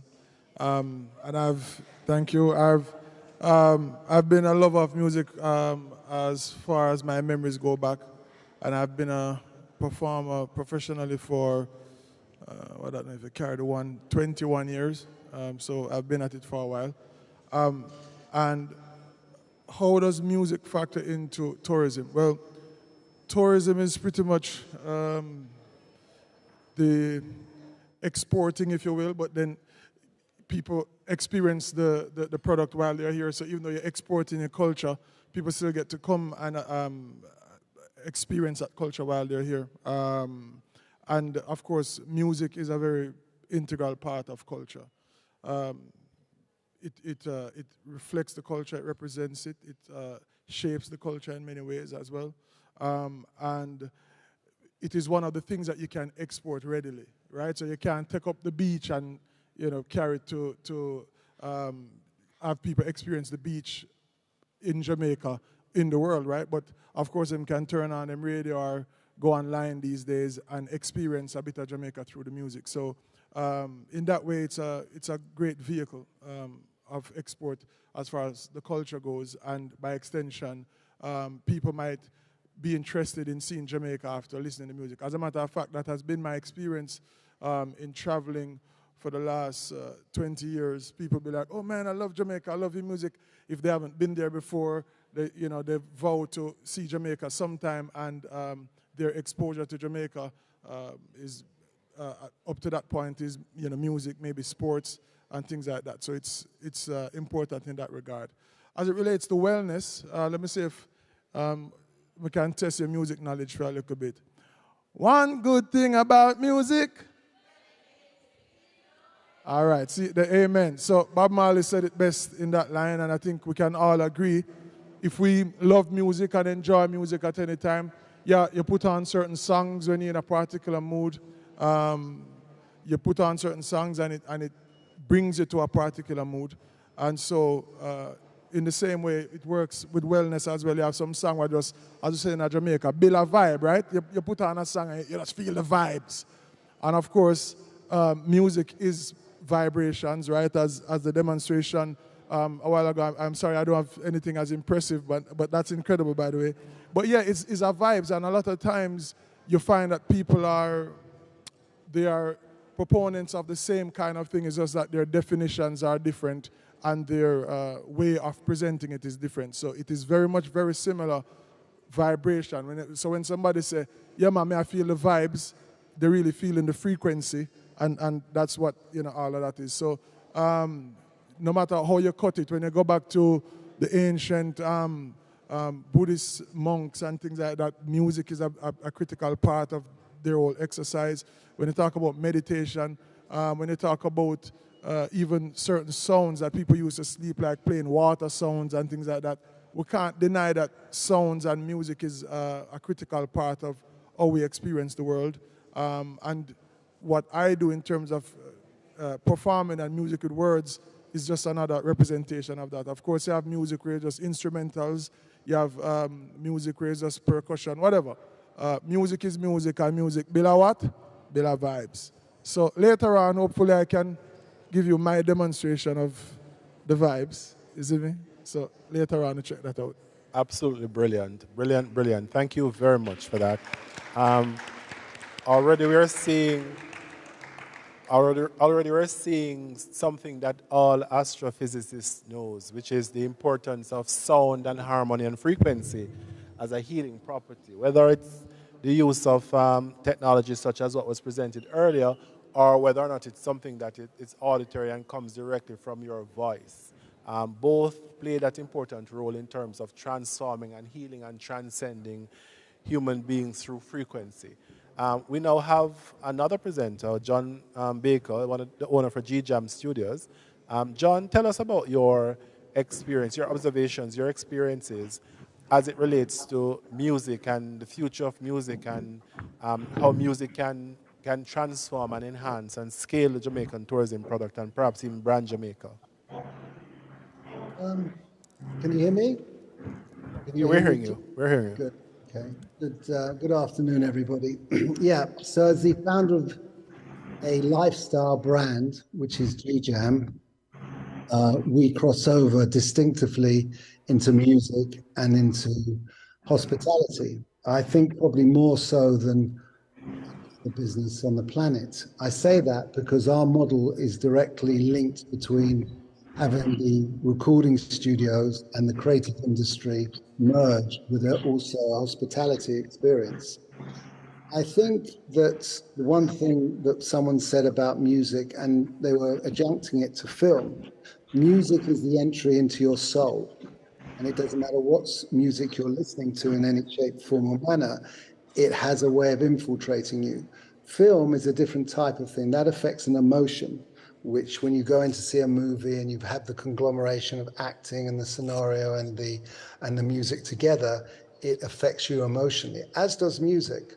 So with those 2 points, I think it's very well situated that, we're in Portland, we're in the rainforests. I say that when you come to stay at GJam, you have a lot of green therapy. And that doesn't just mean, obviously, cannabis. It also means the rainforest and the noises from the rainforest and the noises. A lot of my guests speak about the environs, and they talk about the crickets, and they talk about the sea. And this all crosses over into all of the common denominator of sound. So we are very, very sensitive to what we curate to our guests, whether it's in our restaurant, bush bar, or in the rooms, because we know it's such an important part of the experience. I think it's also important, and And Assassin was saying, my good friend, in fact, I've got two good friends on this panel. Mikey Bennett, we produced You Can Dial My Number. How many years ago was that, Mikey, with Colin Davis? Sometime, right? And Assassin, who we've done lots of projects with, who's a fantastic artist. But I think it's important that we should note that if you go through hospitality and you go through a lot of the different territories, whether it's Dominican Republic, whether it's you name it, they've all got their own indigenous music, but nothing is even close to as strong as Jamaican culture and music. And I think that's what sets us apart. Cuba, possibly, because there's a very strong salsa thing, but that's more in Latin America. There's obviously, but nothing like reggae. And I think that's what is the unique selling point, and that's why I think this panel does make a lot of sense, is the fact that we are situated in such a rich area of talent and culture. So we are well positioned, and I think a lot of other hotels and hospitality outlets are using music but don't realize the importance of it, but it's just natural. Thank you very much. So we're putting it together now. So what we're hearing is that sound, music contributes to wellness and frequency, to healing and harmony. So I'm just taking the one word from earlier in terms of harmony. So we're kind of getting a better understanding of the connection between music and wellness and how it can help you as an individual and how it can be promoted and marketed as a mechanism to productize and as a mechanism for other persons to come to Jamaica and be healed through the music and the frequency. So we have one last presenter, which is Mikey Bennett, and last, certainly but not the least, we'll save the best for last, Mikey. So we're waiting for you to chime in now in terms of your experiences. How do you see the music industry contributing further to the Jamaican tourism product and brand Jamaica, generally speaking? Well, my recommendations will be based on my over 40 years in the music industry. I've seen a lot. I mean, I've seen the change in income streams. I've seen the growing challenges presented by this new digital age. And I've heard the criticism, the recent criticism of some aspects of the music industry.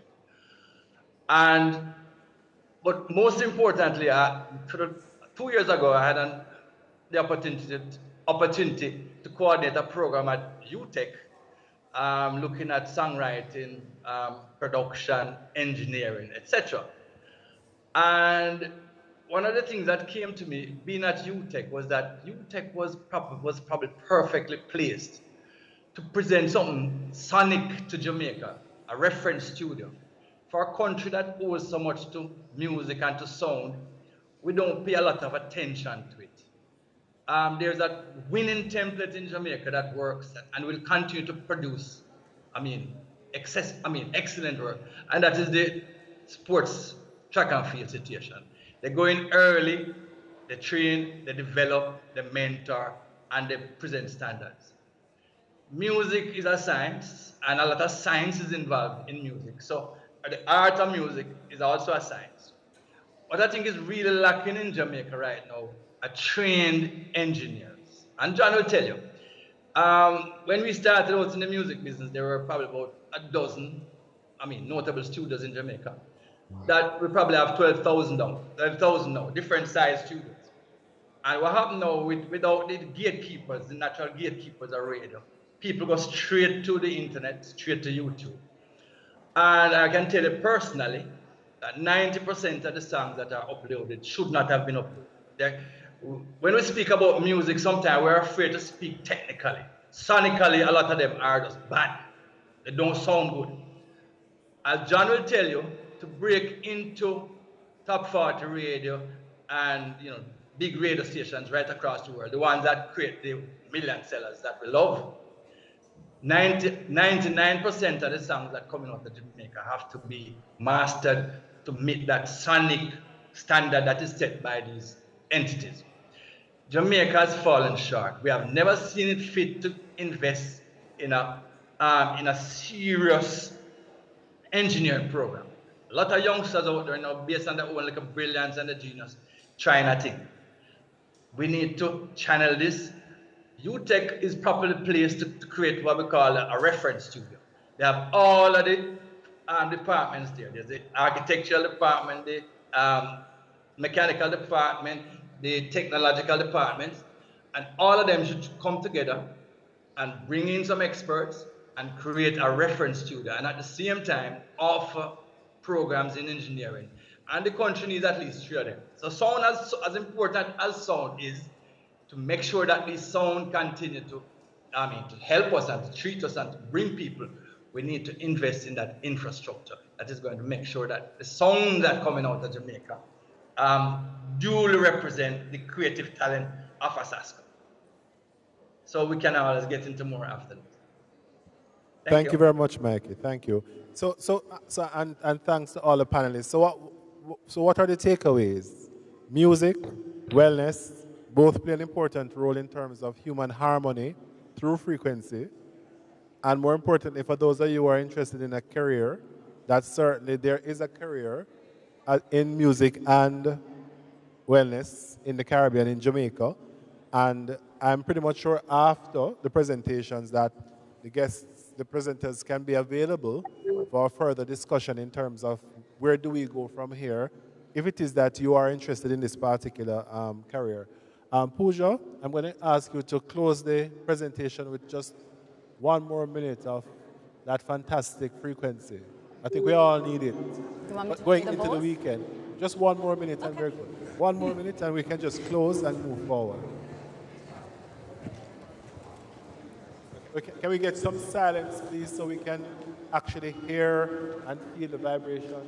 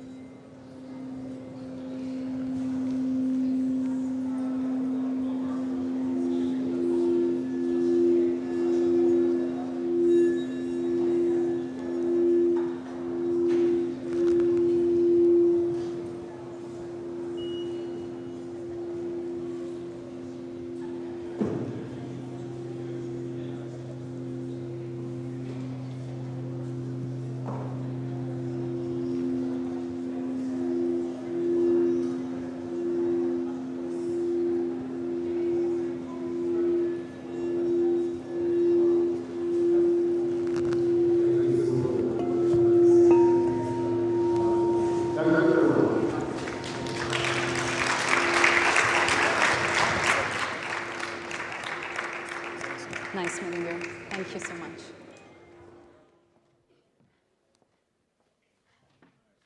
That's it.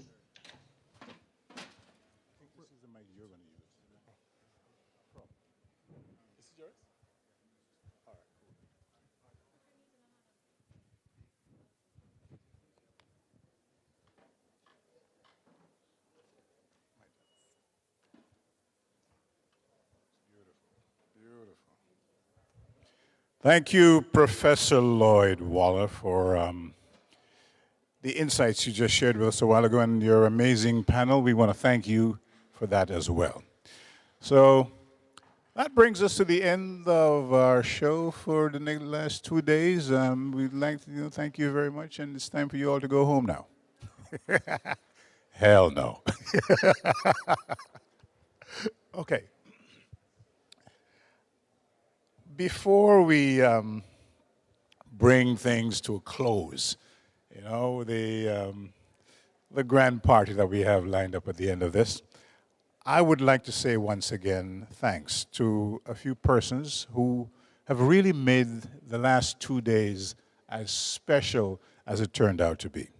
Because without these folks, we'd just not be able to do this. And so please allow me to say thank you to our partners, the Ministry of Tourism and its agencies, Jamaica Hotel and Tourist Association, JHTA, JAMPRO, Jamaica Manufacturers and Exporters Association, Jamaica Business Development Corp., the Exim Bank, folks with all that money waiting for you to apply for it, Bay West Wellness Hospital and Clinic, RADA, the Development Bank of Jamaica, ATL Automotive, and the Bureau of Standards Jamaica. Thanks also to the production team, Montego Bay Convention Center, John Swaby Productions, M1 Jamaica, and Thai Flora Limited. To put the cap on the formal proceedings, I'd like to invite back to wrap things up for us, the director. You've seen her here, Carolyn McDonald Riley, director of the TLN. She would like to just sort of, again, just kind of give us a recap of some of the things that we have seen and we have experienced over the last, well, today in particular. And once that is done, then it's going to be showtime. Yeah. So, Madam Director, would you please join us up here and share with us your thoughts on the day's proceedings? Yeah, okay. She's over there hugging Sasko. You know what I mean? What can I tell you? It's a tough job, right?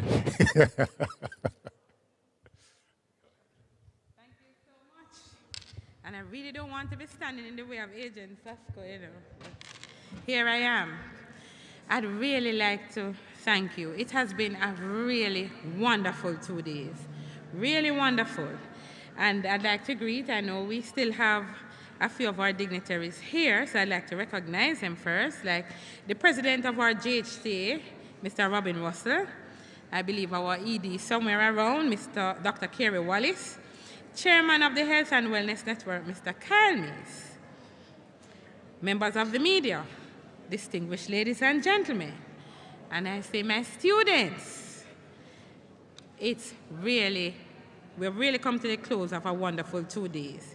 It's a great honor for me to have this opportunity to close our 4th, 1, 2, 3, 4, Jamaica Health and Wellness Tourism Conference, bringing together leaders in the health and wellness tourism industry from Jamaica, the Caribbean region, and around the world. I'm truly honored and delighted. This conference was organized over 2 days by my division, the Tourism Linkages Network, over 2 days. And what we sought to do was to strengthen the linkages between the health and wellness sector and other sectors of the economy, particularly agriculture and manufacturing, while promoting and showcasing Jamaica's unique health and wellness offerings. But I want to pause to invite them in here because this is really a lot of work. I want to invite Tashika Clark. Let us clap them as we see them. Simone Harris, who had the lead on it.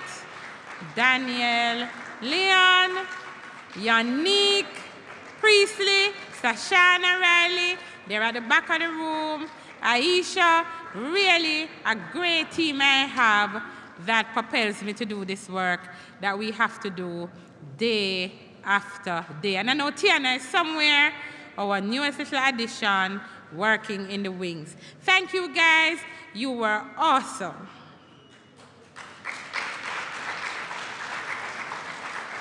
I'd also like to thank the team from the Ministry of Tourism, and we had 2 ministers. Over the 2 days, we had our Honorable Minister Edmund Bartlett, of course, and we had the Minister of Health, Dr. Christopher Tufton, who sent his recorded presentation. I'm extremely pleased that the conference has not only grown from strength to strength, but also has been well attended by our stakeholders, some in the audience, some online, and we included government officials, policymakers, and industry practitioners.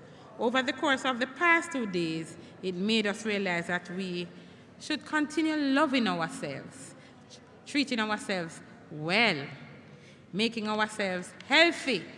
Health leading to making ourselves wealthy. So wellness is not our only goal, but we really need to get on board, not just for us, but for our families and loved ones. I'm also reminded, frequently asked question, which is also asked, why are you doing it? And then later asked again, how did you do it? However, we will eventually discover, as we always do, that leading a healthy lifestyle will make us a better version of ourselves. Do you agree with that? Yes. We always want to see, just like how we're very interested in seeing a new and improved version, it is very important that we seek to improve our own version. So, on behalf of my team and the Tourism Enhancement Fund, we'd really like to thank not just the other ministries involved, especially the Ministry of Health and Wellness, and we know we would have had agriculture, but our partners that were here, we had 4 partners with us. We thank them. They are outside. I know you have visited Exim Bank, DBJ. We have seen Alex and BMW, right? Another fine addition to your healthy lifestyle. But our participants here, the persons who are part of the value chain, those persons that makes the spa and our health and wealth experience awesome. Indeed, we are grateful to you all for being here, and while we tackled the worst pandemic, a number of you were busy coming up with innovative ideas, innovative products to ensure that we have a better tomorrow. I'd also like to close by thanking our Honorable Minister for reminding us of a Global Wellness Economy Report and Hospitality, which has said in unprecedented ways the healthy hotel concept, which going utterly upstream to airports, airlines, cruises, injecting so much wellness and programming into the profusion of an ever more creative destination. Additionally, I would like to thank specifically my Executive Director, Dr. Kerry Wallace, for his leadership, his guidance throughout the planning and execution of this event. I would not close, however, by saying thanks to you, the audience, who graciously sat here for 2 days. Some of you won, and a number, and also to my online participants who listened, who contributed through the discussions, through the questions. You were awesome. This can seem as a part of the health and wellness tourism, but the panelists who we had, who kept us engaged, who gave us new ideas, who strengthened us at the linkages, are resolute to say, okay, what is next on the agenda? And for those of you who are wondering what is next, please follow us on our TEF pages, using our Instagram, our Facebook, and on social media accounts, so that you can see exactly what is next. Not just for health and wellness, but we have quite a number of activities. And the Dwight Crawford, who is in the room, would not allow me to leave here without inviting you to Mobay Reggae Nights. This is an event that's going to be in Montego Bay every last Sunday of the month. It's an awesome experience for us to come, enjoy. It's a family event. It starts at 4 each last Sunday, and it goes until 11 o'clock. Come and get authentic Jamaican experience all round. And that's at the Harmony Beach Park from 4 to 11, and it is free, free, free. I also hope you have enjoyed the networking opportunities throughout the conference and will take advantage of the technical expertise that the Tourism Linkages team can offer going forward. Again, we want to thank you, all the presenters, panelists, technical team, and all those who made this success a reality. I'm truly satisfied that our guests were able to experience so many different examples of opportunities. And now, I will no longer stand in the way of an exciting performance that we have as a treat for you. Do enjoy the rest of your evening.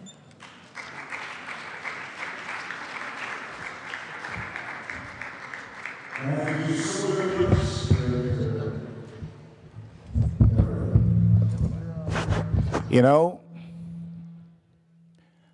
I can tell you this won't be a sit-down session. We're going to make this one hell of a party. The folks online, they can dance at home or for wherever they're watching. But those of us here, I'm going to invite you now to stand and move forward. Okay, come on up. Get up, stand up, because We are in for one hell of a closing, all right? So, come on, everybody, move up front. Get closer, get closer, get closer, get closer. You know, one of the things that I've noticed about great performers over the years is that they have a few things in common. They have not just style, but they have substance. And that's what gives them longevity. They also have content. They have several hits. And so therefore, they're able to stand the test of time. They're also very good at knowing their craft and what they do and how to do it well. And they manage to keep pace with the times, and they change as things go along. And of course, the artist we're about to enjoy is one such person. I've watched him over the years. I can't tell you that I know all of his songs, but I know that he has been winning over the years, all right? He's been written about severally locally, in our local newspapers, and of course, you know, the Washington Post, which is one of the world's most well-known newspapers, has also written about him as well. Kendrick Lamar, I think, he was also very instrumental in helping to build his career. And so it gives me great pleasure, and you're going to help me to introduce him, to introduce to you for the closing of the 4th Health and Wellness Lifestyle Conference. Please help me welcome the fantastic, the remarkable, the amazing Agent. We're going to do this again, Agent. Check, enough respect in all aspects. Yeah, man. Enough respect. All right, so while I'm work out some technical issues right there, so we just went through the theory of music and wellness and everything there, right? So now is the practical part. This is where I go test out the vibes, right? Dr. Dre, you have anything for play? No? You know, come up yet? All right, in the meantime, one good thing about music, and it's a hit me with music. Let me say if you don't know that one. You know that one I say, give it to me. No. I don't know it. No, but another some more started. More started at the part where I say, well, everybody say, whoa, yeah. Whoa, yeah, whoa, yeah, whoa, yeah. Let it play, Dr. Dre. I'll know. Come let me have a go to that show, you a cappella, you know. All right. But let me see now. Let me see some school. Oh, it's one school, one on there. All right, hold on. The one on there now. Yeah, them school I know. That are the same school, lad? See with me, the color them look similar. This one is which school this year, sir? Mushet High. No respect, Mushet High, and right also is Fern Court. Which parish you not hail from? St. Anne. Trillon in the building, St. Anne in the building. Any other school in the building? Archus, NSTA? Or the beauty part? Oh, I could have tell that still. Dr. Dre. I'll play with him, I could test out this thing and I could see what I go on. Now come on, everyone, forget your troubles and all the vibe and carry on. Everybody carry on, and if you all in a vibe, just wave your hand. So come on, everyone, forget your troubles and all the vibe. Mushet, you are going on. Hey, follow me now. Hey, St. Anne crew. When we say big up every massive and we big up every crew, you know say nobody now swagger like. So then, put your man. Oh, and it no really matter if it's only at 20. See from your nose, say your pocket them no empty. Put your man. Voila. All right, dance all massive. You know so we not here right now. If I your own clothes you are here, just put your man. I'm see something, level there. Big up all who squeeze and do a find a way if you come in. Make me see all of the people that may pay if you come in. Well, one or two lion wicked boy. Pull up. Remember say you can't tell life on Friday, you know. Now, as we talk about feeling a vibe, you see the music, what you call the exact technique? What is that called? It's just, what you call it? Sound bowls. You have any sound bowls for like heal people's heart and them things they like to cleanse the heart? You have them?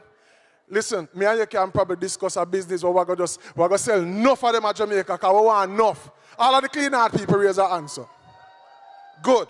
So we're not going to sell none in here, but here we're going, if you don't clean, please don't sing. Play that one of Dr. J. Hey, when you take off the dark glass, I will give that one of that. Me say if you don't clean, don't sing. Right about now. The clean heart people, tourism announcement fund build up on yourself. Sing with me and partner. It say, when I see my friends become my enemies, say, I ask if me say if you don't clean, don't sing. I clean heart people. Sing with me and partner. Say, cause I know. Say what? Say dirty heart. Oh, they are like the trees we can't bloom, and they shall surely do what? Said I know, oh yes we know, nothing I can wash with soap. The meditation piece up like boy, and they shall surely do what? Hey, watch out now. I want to hear me no go make enough of them. I go like that junior. Bad mind stuck in a them head like a tomb. I say them fake like tree stripe. Pan a Nike made by Puma. Them tell Bolipa lies for the lipa room. Start go you natty them. Say you crack out, get your visa, you fly out. Them I pray for you drop out. Them all sit down and I calculate pan in a your account. Them say them are your friend, but them are to my poor blood clean out. People say they dirty yard. Yeah. Oh, they are like the trees we can't bloom, and they shall show only the one. Said I know, oh yes we know. When we talk about music and the culture, remember say, you have a man who represent the music, the world around, and him sing a song about them too, you know. The great Bob Marley say, man to man is so, and I don't hear you. It say, you don't know what, who. I can't hear your massive it say your worst enemy could be what the great man say, and your best friend, what? Your worst. Lord God, because I want them to, cause some will eat and drink with you. Oh yes, you know, say that are true. And then what? And then behind them so super you. But no, other part, it's a what? Only your friend. So what? Solely. Can do a massive. Oh, let the clean out people say, who the cap fit. Say what? I don't hear you with say, who the cap fit. Say what? So kill the rhythm, Dr. J.B. say. Oh, dirty yard can't sweep it broom. Oh, they are like the trees we can't bloom, and they shall show only what? Remix. You seek of only vanity, they got no love for humanity. They shall. Man. Oh, no, I couldn't know no tune. Man. Around about now, I don't know how much time I have on them thing there. Oh, just go on, what I say? We just go and run some tune. Which one? Butterfly. You know, say, I don't really my song, and my daughter's song, and she not there, so. We not. All right, before we get to that, everybody, if you have a phone with a camera upon it, let me see you. Put up an answer. Hey, no ramp with me, no mush. Me know the whole on our phone, you know. If you have a phone with a camera, please turn on the camera, but don't point it on me. Please turn it on yourself. And right about now, you're going to sing a song to yourself. And if you have your Twitter or your Instagram account, you can post it later. But more you post it when you sing this loud in the camera. Let's go, Dr. J. Hey, watch out now. Hey, see you now. Hold on there. Yeah, man, turn the phone on yourself, man. Yes. Yeah, man. Yeah. Any filter you want to use. Hey, you have no filter with no trophy on it. Let them know say you a winner. Oh, yes, you know that I am, mama. So now, want you look deep in your phone, so I may do all of them know. Hey, right about now, we're going to tell them, say you're winning right now, yes, we. Oh, yes, you're winning right now, but we forget the joke, fit to what we're living right now. Enhancement fantasy, we're winning right now, yeah. And we're chilling right now, Lord. Oh, yes, you're winning right now, what? A Thanksgiving right now. All right, so the nice part, I'm looking at the phone, I met them. I'm going to go tell them, say, I'm with. When I hear you, massive say, yeah. Hey, looking at your phone, I'm tell you. Hey, watch her now. Hey, see her now. One of the argument. Say I'm a walking W. Learn from the else. Return them in a medals in a trophy and belts. Every day you see me with them on the next level. We break records like we cracking eggshells. Every single ounce of effort we expel. It's all about progress. We have to excel, so watch them. Looking like success, you just spell. Boop. Another knockout for them ring the next bell. We about to send the haters a card to get well because them sick of it. Them see you living well and them sick of it. Well, that's the old gist of it. I hate in them duty when winning and you have it. So once again, tell them, say, I'm weak. No, they don't believe you. No, tell them, I'm weak. Oh, you're looking at your camera, say, I'm winning. Lord, hey, watch I know when see you know I'm going to tell them, say, what? We're winning right now. When? How we forget the trophy to what we living right now. Make the whole of them know say that we winning right now, yeah. And then we chilling right now. Oh Lord, we winning right now. So we know say Senton and Trillani there. But anywhere you forward from, every day you see we are the reigning champ. At the cloud with the silver line we reigning from. If you see some of the places where we hailing from, it's just the type of place you should be failing from. But now we're winning. Yes, every part and every ending, and I hope you listen keenly to the words that I'm singing. You know that there's no giving in, no matter the circumstances we're living in. So one more time, tell them, say. No, me know you're the back address, say. Hey, one more time, make me hear you. Boy, and if your shoes not squeeze, you just walk up and down in the place like so. Oh, we winning right. Like. Oh yes, you're winning right now, but we forget the trophy to what we living right now. One more time, sir. And we chilling right now, Lord. Oh yes, you're winning right now. At Thanksgiving, take it down, Dr. J. So, as the proceedings are drawn to a close, I want to say, of course, give thanks for the organizers of this event. It is wonderful for the young people know the opportunities available in different sectors. And of course, tourism is one of our main sectors. So of course, the juvenile and know what go on, right? Get home safely and do remember, I want to Dr. Dre, why you look so confused? Is who trouble you? Yo, take out the glasses, the man. That's your problem. Now, before we go away, remember, so the good anthem say what? The first two words of our anthem say what? Eternal Father. So that means no matter what go on, what I tell the world, say what? We put the Almighty, that me I talk about. Let this play, Dr. Dre.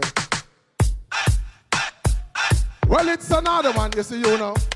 Tell them, say, who got this? Who no know? So I'm going to tell them, the Almighty I protect me. So the Lord will not forsake me. So Jana, go make me suffer by the hands of the wicked. When some little bad mind are wicked, we no care if they hate me. Boy, oh my God, now forsake me. So Jana, go make me suffer. Alright, hard one go tell them, me say them want to be better things, them know them can't. Them can't do nothing cause I know Psalms the chant. The Lord's my shepherd, I shall not want. Jamaica reap the blessing cause I good need to plant. He maketh me to lie by the still waters. But I protect me from all troubles and disasters. Yeah, though we walk through the valley of the shadow of death. No time we don't fret, say, Jah will protect me. Oh, the Lord will not forsake. Say, Jana, don't make me suffer by the hands of the wicked. When some little bad mind are wicked, we no care if they hate me. Boy, oh my God, now forsake me. And Jana, don't make me suffer. I'm gonna go pray then. Oh yes, we call upon the Father in the time of trouble. We call upon the Father cause he rough in the struggle, but although things sticky, we keep a pride and the Lord provides, so we pat always a bubble. Stay by we side and no leave we alone. Him always dead a y'all in the war zone. He make David slew Goliath with a sling and a stone. Hey Jamaican massive, I love you to the bone. The Almighty ya protect we, so the Lord will not forsake we. And Jana go make we suffer. Love and respect. I see you next time. My name is Agent Sasko.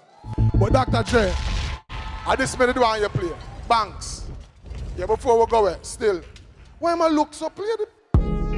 Yeah. Before we go away, one more. You see, especially the young ones, just understand, say, you have the entire life ahead of you. Understand, say, your life is what you make it, and you can make it regardless of where you're forward from. So my song says something like this. Hey, watch on them. We put your first and second and third. Watch your blessings come forth. Where blessings come forth. Oh yes, it is a miracle to make your thing shot and not end up a gun coat. End up a gun coat. Say, growing up on the banks of the hope.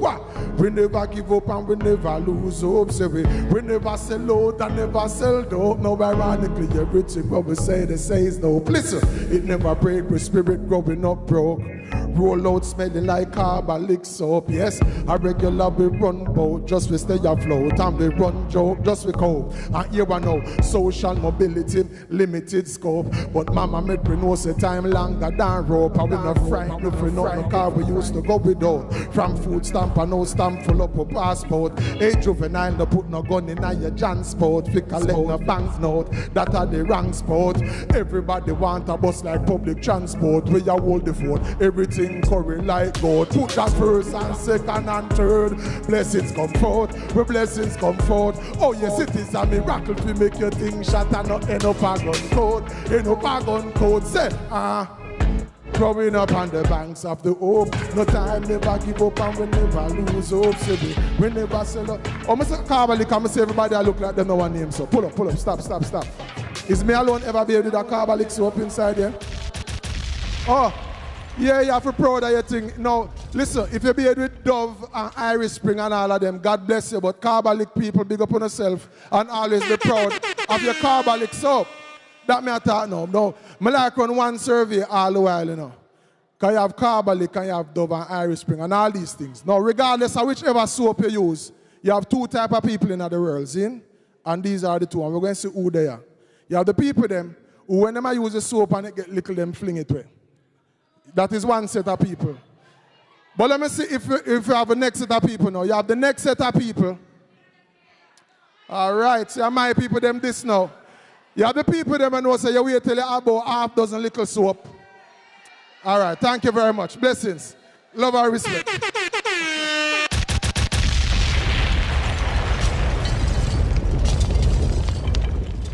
Agent Sasko. Whoa. Was that all right? Was that all right? Hey. Huh? You want more, huh? You want butterfly? Listen, that brings us to the end of the Jamaica Health and Wellness Conference. We invite you all to join us again next year, 2023, the same time, possibly the same place, for yet another amazing 2 days of health and wellness. I'm Michael Anthony Cuff, or should I say I'm Agent Michael Anthony Cuff. Thank you so very much for being such a wonderful, wonderful audience, and please stay healthy and well. Take care.